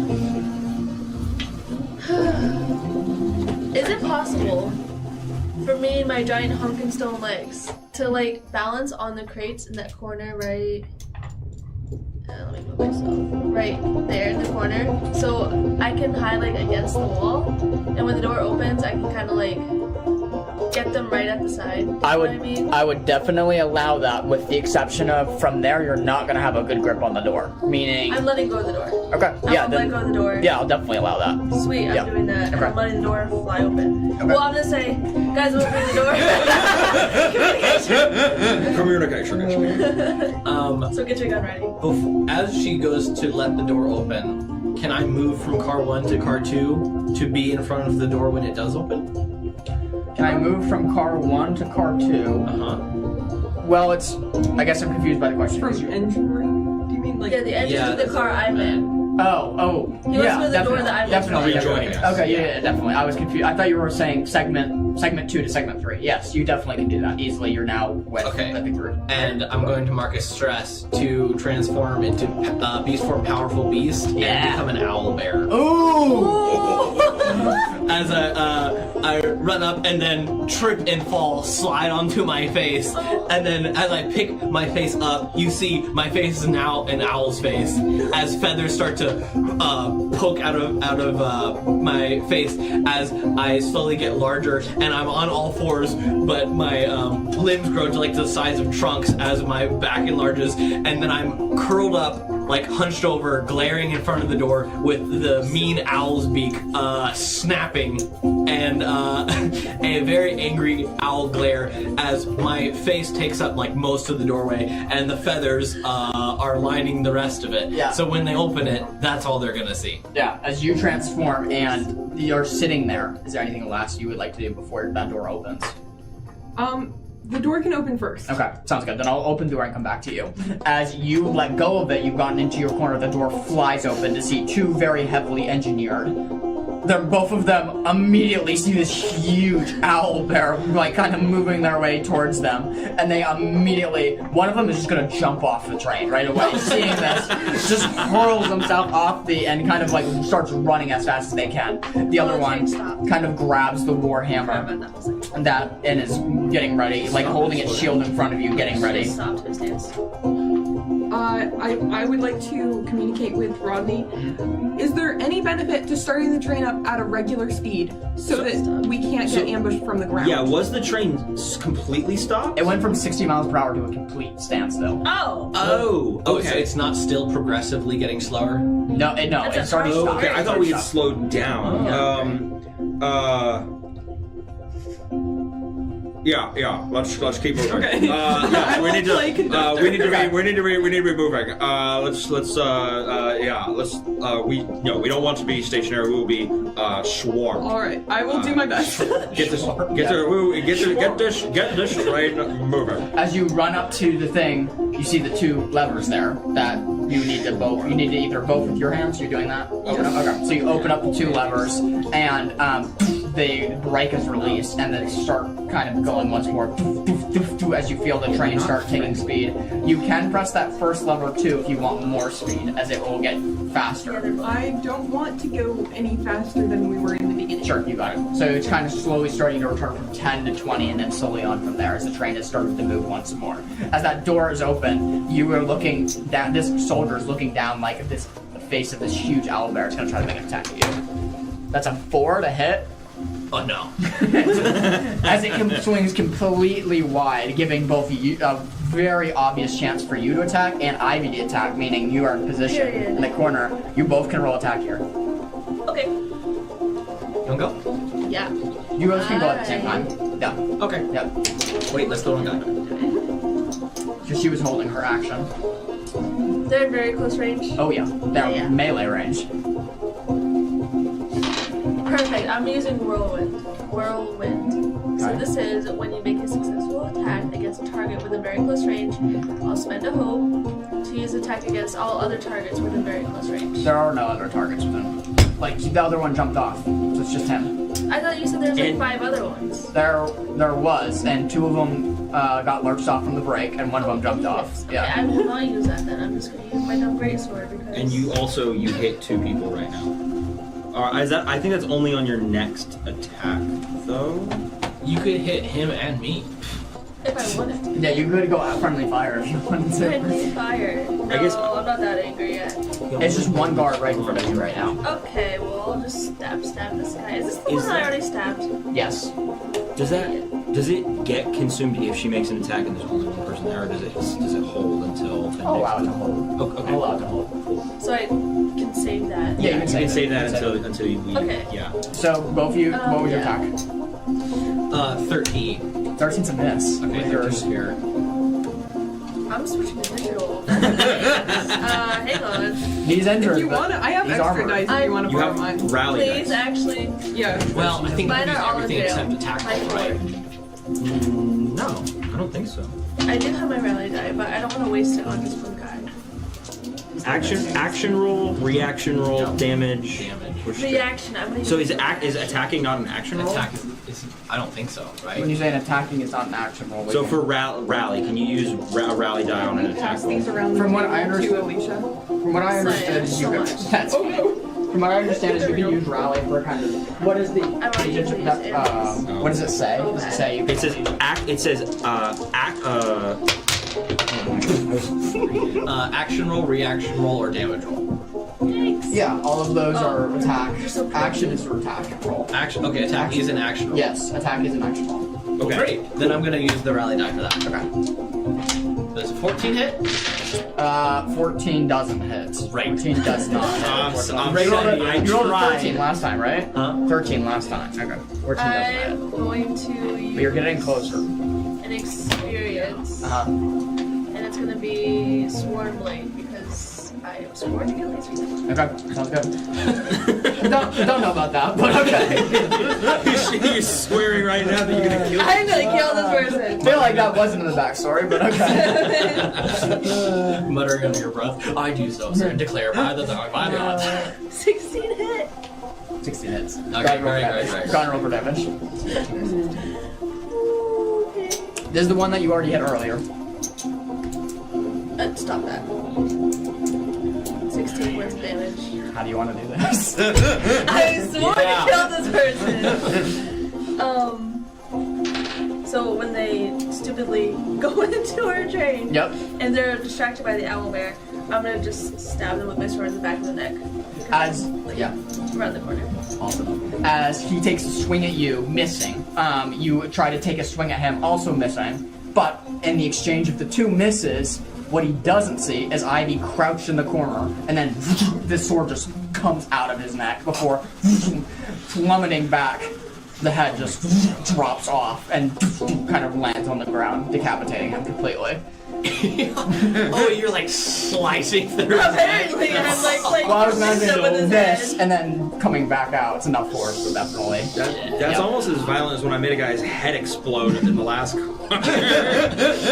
You're so cool. As you now decapitated this guard, you finally have segment 2, or car 1, open to look for stuff. But best be quick, as you have picked up speed now once before, and your timing is a bit off of how close you are to the warehouse, to the Yield, what's the name of it? Outpost. Yield Outpost. As you picked up speed for a good bit there, then slammed on the brakes, then started up once more. The timing of how close you are now is a bit fuzzy, except maybe for you. I was about to ask if, because now I don't have a concrete knowledge Right. of how fast we were traveling, Right. but I would know how long it has been. So can I roll to guess Yes, like definitely. how close we would be? How much time do we have? Yes, definitely. What would that You be? definitely can. Like what would I roll? Let's go ahead and go instinct plus your modifier of skill. Yeah. Okay. That would be a 17 with hope. Roughly, doing the math quickly in your mind, you got roughly 20 minutes left. Okay. Roughly. Got it. Might be a few under, might be a few over, but Okay. best act quick. Best guess, 20 minutes. Yeah. 20 minutes. All right. So Rodney is going to say, alrighty, chaps. Very good. We need to get to the third car, and we need to loot this car. We need to look for the. We need to look for your tablet, and we need to go to the third car to get the other item we're here for. So, I think. Beckett and Cram, since we can communicate, why don't you two stay here and search the car, and the three of us will go kick ass and fight our way to the third car. See, I thought that you were planning to go to the third car on your own. All right. Well, I'm gonna need some help, so let's go. We don't have a lot of time here. I'd rather be here and find the stone tablet to make sure it's here. In replacement, Big Owlbear will just and Cram with a much deeper voice now goes, I'll help you. That's right. I forgot you're an owl bear. Yes. All right then. All right then. Victor and Cram, we will go, and you two stay and search for the tablet. Yes. Sounds great. All right. So can I through the destroyed door? Is the other door open? The other door is, partially open. It's like swung like at a halfway point. They're looking into the car. There looks to be like a few people. All right. Cram, do you want to go first, or shall I? In response to that, I'm just gonna turn and start charging through the open doors into the next car. Okay, sounds good. I'm right on his heels, gun in hand. As you charge through, breaking some of the half-open door on the second door, like apart and breaking in, you see the sheer horror of, it looks to be like 4 guards in this car, all like looking down the face of a huge owlbear. As you all have attack of surprise here, they had no idea. As you've broken in, they are now looking at you and Victor, all holding weapons in hand. You all get a complete round before it gets to them. Do I scare or do I attack? I think if we don't need them scared, we need them dead. All right, so I'm gonna attack. Yeah, good. Okay. You can That's also fit. roll for attack because you get one round of surprise. Yeah. It's a 15. 15. You're attacking one. I'm assuming. I don't Yes. know. But it doesn't have like multi Sorry, attack, sorry. right? No. Okay. The closest guy, the first guy. 15 is a hit. Good job. So, Daggerheart question. Mechanically, does that surprise give me like a bonus to my attack roll, or Good just- question. is it While just it for- doesn't give you a bonus to your attack roll, essentially what a round of surprise is going to be, similarly to D&D, Okay. is you all get one free attack before they even can operate. Got it. Yeah. All right. Well, my attack roll with my revolver shot is a 10 with fear. 10 is unfortunately going to be a miss against any of them. Right. As you kind of fire the revolver, ding, ding, ding, ding, ding, and as it hits a couple places in the train before landing its final resting place, your attack does hit. 19. 19 points of damage. Okay, so we have him, we have Victor, and we have And that was Rodney. half of my potential damage. I'm just assuming you're getting the guy who's closest to you, Graham. Yup. He's still alive, but he is super hurt. Describe this attack for me, my friend. Without hesitation, as I burst through the door shatters into splinters, sending them flying across, pelleting them with shrapnel that doesn't Yep. pierce, but is very shocking. Yeah. As I charge through, head down, and barrel down my arms, and flattening my ears back against my head, furrow my owl brow as I push my head into him and shove him flying back across the rest of the train and slamming into the wall, cracking it, but not falling through. As his weapon also flips and then pierces into his leg, sticking him to the wall for a second as he starts to slide down and leaves a blood trail on the wall. Yeah, as he's sliding down, leaving that blood trail on the wall. Very hurt, but still alive. He's like trying to regain his composure. Your shot missed as you kind of are moving into this space now. Going back to you two, who are now in segment 2. What are you doing? Are the tablets fragile? I don't know. Would I have any way of knowing this? No. Okay. Well, then I guess we should try to search somewhat carefully. And I'm just gonna try to go as quickly as I can without breaking anything. Sure, I'll be absolutely. like grabbing the carrots from the crate and like just dumping them, like taking them out, like scooping, but Sure. being very careful and making sure I don't feel anything that doesn't look Like, are you carrot. checking for a false bottom kind of thing? Yeah. Okay. I'm mostly looking in the ones that are like That are sealed. sealed, yeah. Why don't you both go ahead and make me finesse? I'll let you guys pick. You can either choose finesse or instinct for this roll. Let me look at my stats. Instinct. Do you have a minus for finesse? Yeah, I do. I have a minus on all these strength rolls. Give me a Oh. roll. What you got? Oh no. I suddenly went blind. I am looking out the window. What did you roll? Did What you get a crit fail? 3. Oh. Well, the good news is with your specification, you dumped over the thing of carrots thinking that maybe the tablets were hidden in the carrots. I don't know, but maybe they were. As you dump it out and I like guess I'm seeing stupid for thinking if that. there's seeing if there's anything and seeing if there is a false bottom to it. There doesn't appear to be any false bottom, as it just seems to be like an open, like almost like egg crate kind of thing that would hold for vegetables. Yeah. You start Got a 16 with fear. cutting the carrots in half. What's that? 16 with fear. Inside. 16 with fear. As you kind of go straight for the crates and start unpacking things to see if you can find anything. There's a couple of things you come across of that are of interest. Can we get it pulled up on my obsidian? This ring is crazy. What do you find? These twos don't Get it feel together. well. I'm sorry. These twos. Yes, you find something Big one. very Are they with my dice? So it's a you problem. I need to go to jail, not the dice. in the first or second crate you open. You open it, it's maps of a specific region. Maps of a specific region you hold a great deal of interest in. As you open the crate, quickly seeing it, your eyes go wide and your mouth kind of drops open. You've needed something like this for a long time. This is a depth chart of the Leviathan Trench.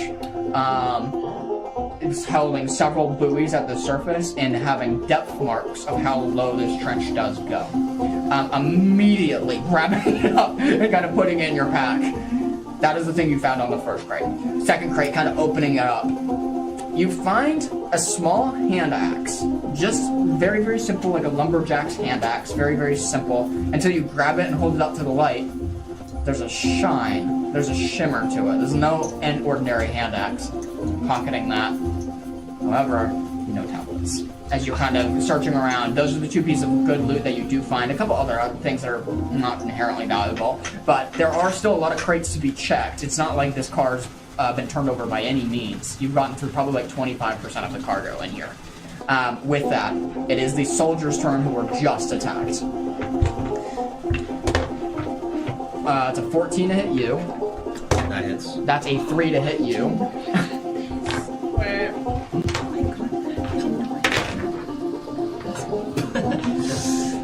Cram, the one that was just injured, that tries to get back up, he grabs a sword from his belt and swings so wide and so injured that he misses completely as you're able to move. Even how hefty you are, you're simply able to move out of the way. You unfortunately are not so lucky for the ones who hasn't been hit. Coming rushing up from the back, a gunshot goes off. As you turn your head, you feel yourself bleeding. As you look down, you've been shot. You take 27 points of damage. As one of these guards seemingly has a similar looking revolver that you do. Blood starts to kind of come up out of your vest. You looking at this, you know that's not a good sign, as your little ribbon friend has just been shot. As blood starts to pool, are you alive? I am. Okay. I am alive. Okay.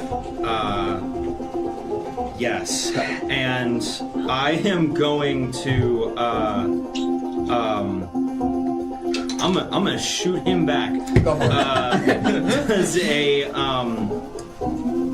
with my rally die too, I get to use that after I know. Like I can ask if it hits, and then if it doesn't, add the rally die, right? I think you have to. I might be wrong, but I think you have to call it beforehand. I think you have to call it beforehand. Does a 17 hit? That's a definite hit. All Nice. right. That's a definite hit.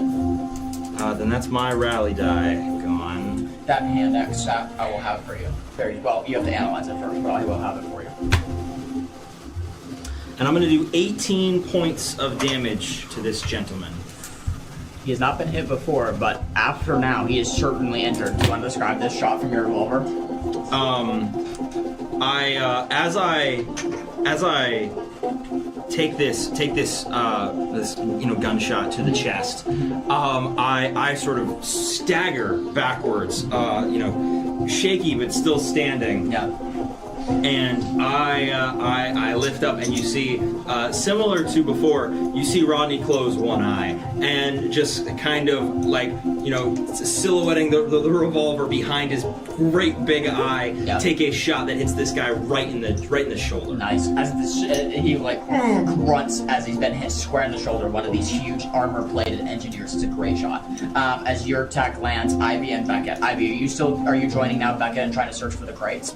For expediency's sake, looking about the train, kind of flipping crates over, you quickly find one that's marked fragile that you think might be promising. As you slide it open, under what looks to be several pieces of paper holding it together, you unfurl it and see the twin tablets of the Neondi region. 2 twin oval-shaped tablets that are made of stone with an ancient inscription on each one. Unreadable in a foreign language that these inscriptions have. They are about yay big, meaning you can either take the whole crate or you can hold them, but they are very, very fragile as they're ancient stone. But, you've found what you've been looking for. We'll take the crate. Okay, the crate's about yay big, so you're going to have to hold it with both hands, meaning you're not going to be able to attack it all from this point on. That's fine. She's got a crossbow. Okay, And sounds I good. can put it down if I need to. Okay, sounds good. As you grab up the crate, you now have the tablets in your possession. I'm going to spend 2 fear here and revert it back to enemy's turn.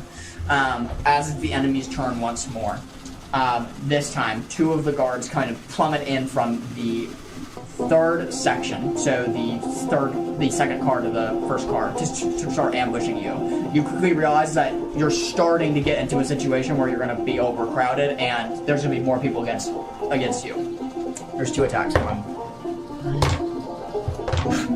That was a 9 and an actual 1. Does either of those 2 things hit you? No. Wow. As one of these shots goes off, misses completely, and another sword is thrown your way. Even though you are this hefty owl bear, you are dodging the attacks with no problem, missing between each throw. With that, I'm gonna spend 2 more fear. That's I am out of fear, spending those 2 fear.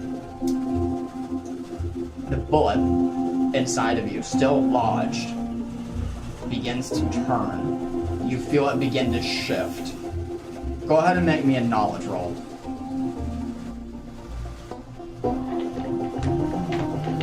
17 with hope. Zaruk anticipated these people might having this technology. This is called a drill bullet. A drill bullet, as soon as it inserts itself into a target, is fixed on a small magical motor and then begins to spin when shot. Dealing continual bleeding damage and eventually trying to kill the target unless the bullet is removed. As you feel, and kind of looking at your party, knowing you're on a fixed time clock now to get this bullet out. That's where we're gonna end tonight. Oh, no! I was trying to go fast, John. I really was.